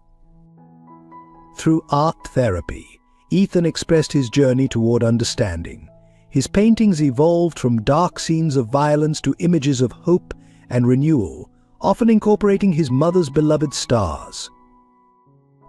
The process of understanding brought unexpected healing to the broader community. Millbrook residents learned to recognize signs of family violence while supporting survivors' recovery journeys. As Ethan grew stronger, he began sharing his story with other children from troubled homes. His experience became a beacon of hope, proving that understanding one's past didn't mean being bound by it. The healing began in small moments. Ethan, living permanently with the Garcia family, started sleeping through the night. His nightmares of the factory and his mother's death gradually gave way to dreams of constellations, Rebecca's final gift of finding light in darkness. Tommy Garcia's friendship proved transformative.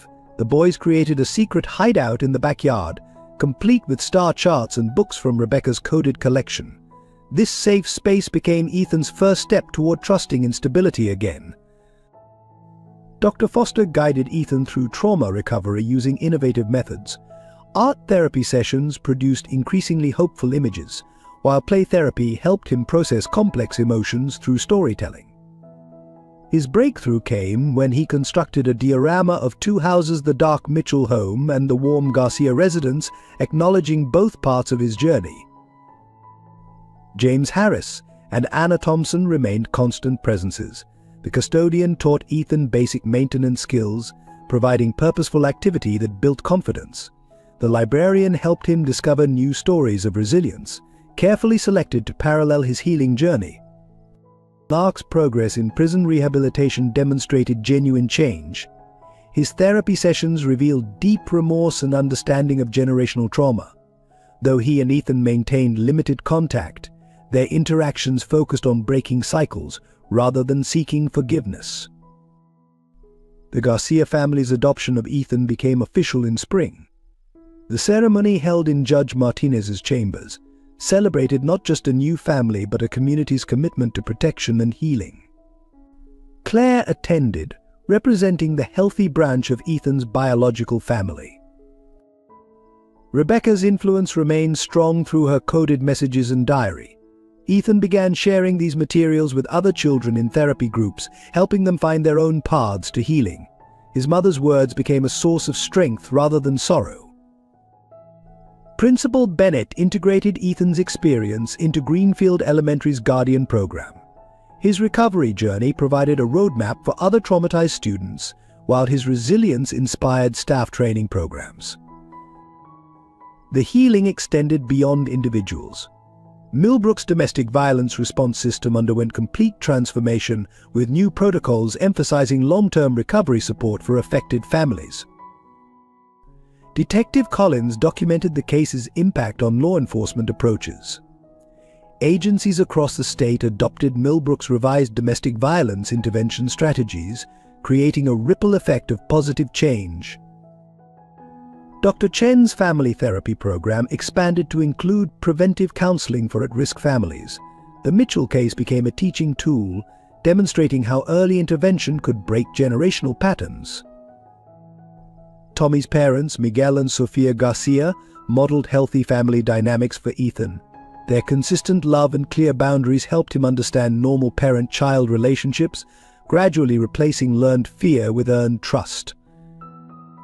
The school library, where Ethan's story began, transformed into a healing center. Anna Thompson created a special collection of books about overcoming trauma, each carefully chosen to support children's recovery journeys. Through it all, Ethan kept his mother's final message, "Close your story begins where mine ends." His healing became living proof that darkness wasn't destiny, that with support, understanding and courage, cycles could be broken and new patterns formed. Millbrook's healing manifested through concrete actions. The town council established the Rebecca Mitchell Foundation, funding domestic violence prevention and survivor support programs. Local businesses contributed portions of their profits, creating sustainable resources for families in crisis. The school board fully implemented the Guardian program across all district schools. Teachers received specialized trauma-informed training, while counselors developed protocols for identifying at-risk students. The program's success drew educators from neighboring districts seeking to replicate its model. Churches united to create an interfaith support network. Pastor Wilson collaborated with other religious leaders to establish safe houses for families fleeing abuse. The initiative bridged long-standing denominational divisions, focusing communities on protecting their vulnerable members. Law enforcement underwent complete restructuring. Detective Collins's domestic violence unit expanded, emphasizing prevention and survivor support. Officers received training in trauma response, while dispatch protocols prioritized family crisis calls. The medical community developed integrated care systems. Dr. Chen's family trauma unit coordinated with schools, police, and social services, creating seamless support networks. Regular case reviews ensured no family fell through institutional cracks. Local media transformed their approach to reporting domestic violence. The Millbrook Gazette established ethical guidelines for covering family trauma, prioritizing survivor privacy while highlighting community resources. Their reporting sparked regional policy changes. The Coleman factory site became the Rebecca Mitchell Memorial Park. Community volunteers transformed the industrial ruin into a healing space, featuring a children's playground, counseling center, and garden dedicated to survivors. The Red Locker stood as a memorial, reminding visitors of one woman's courage. Youth initiatives flourished. Students from Greenfield Elementary and Millbrook High collaborated on peer support programs. Their efforts, inspired by Tommy and Ethan's friendship, created safe spaces for children from troubled homes. Business leaders established second-chance employment programs for reformed abusers who completed rehabilitation. The initiative, carefully monitored by social services, provided structured reintegration while maintaining survivor safety. The Garcia family's adoption of Ethan inspired others to foster traumatized children. A network of support families emerged, trained in trauma-informed care and committed to breaking cycles of violence.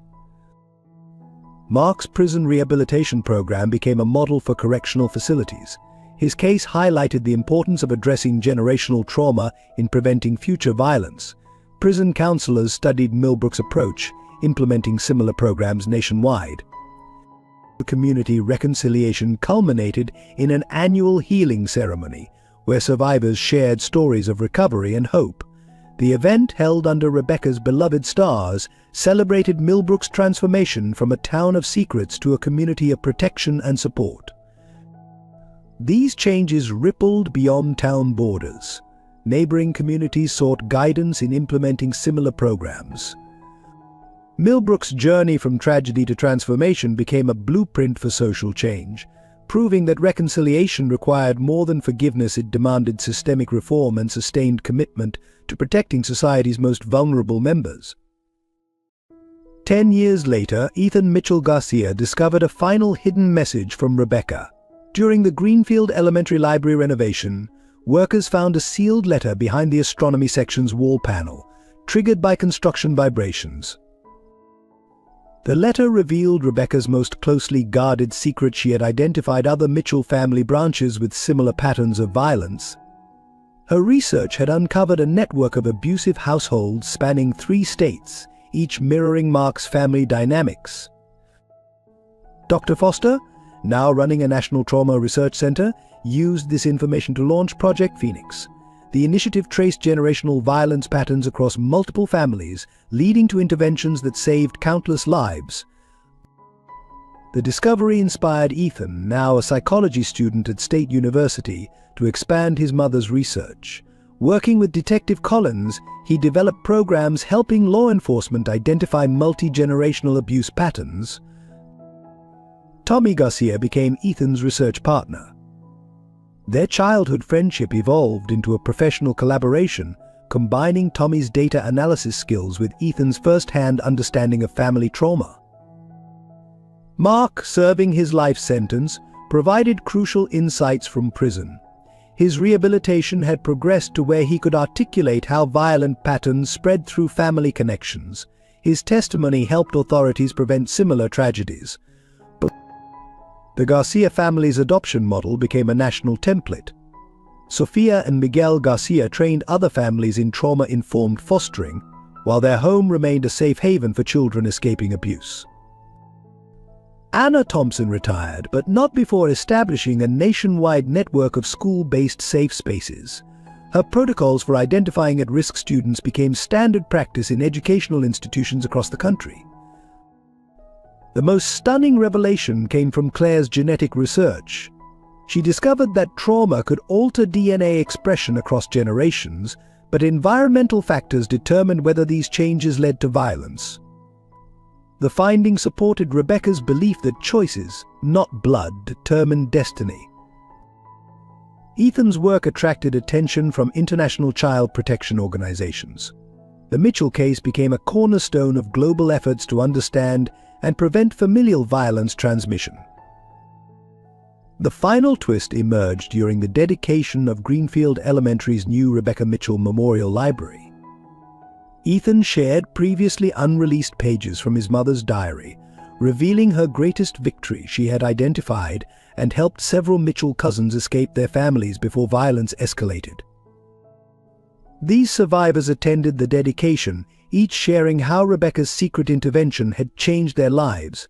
Her hidden network of protection had extended far beyond Millbrook, creating ripples of healing that continued long after her death. Rebecca's last message proved prophetic. The stars guide lost children home. The constellation maps she'd left for Ethan had become metaphorical guides for countless others finding their way out of darkness. The Mitchell family legacy transformed from a cautionary tale into a source of hope. Ethan's journey from survivor to advocate demonstrated that even the deepest family wounds could become catalysts for positive change. Dear amazing viewers, if this powerful story moved you as much as it moved us, please take a moment to support our channel by hitting that subscribe button and notification bell. Your support keeps us motivated to bring more impactful stories like this one. Don't forget to share your thoughts in the comments below and share this video with friends and family who might find strength in this story. Curious about what happens next? Let us know in the comments if you'd like to hear part 2 of Shadows of Redemption. Your engagement helps us create content that matters. Together we can spread awareness and hope. Thank you for being part of our storytelling family.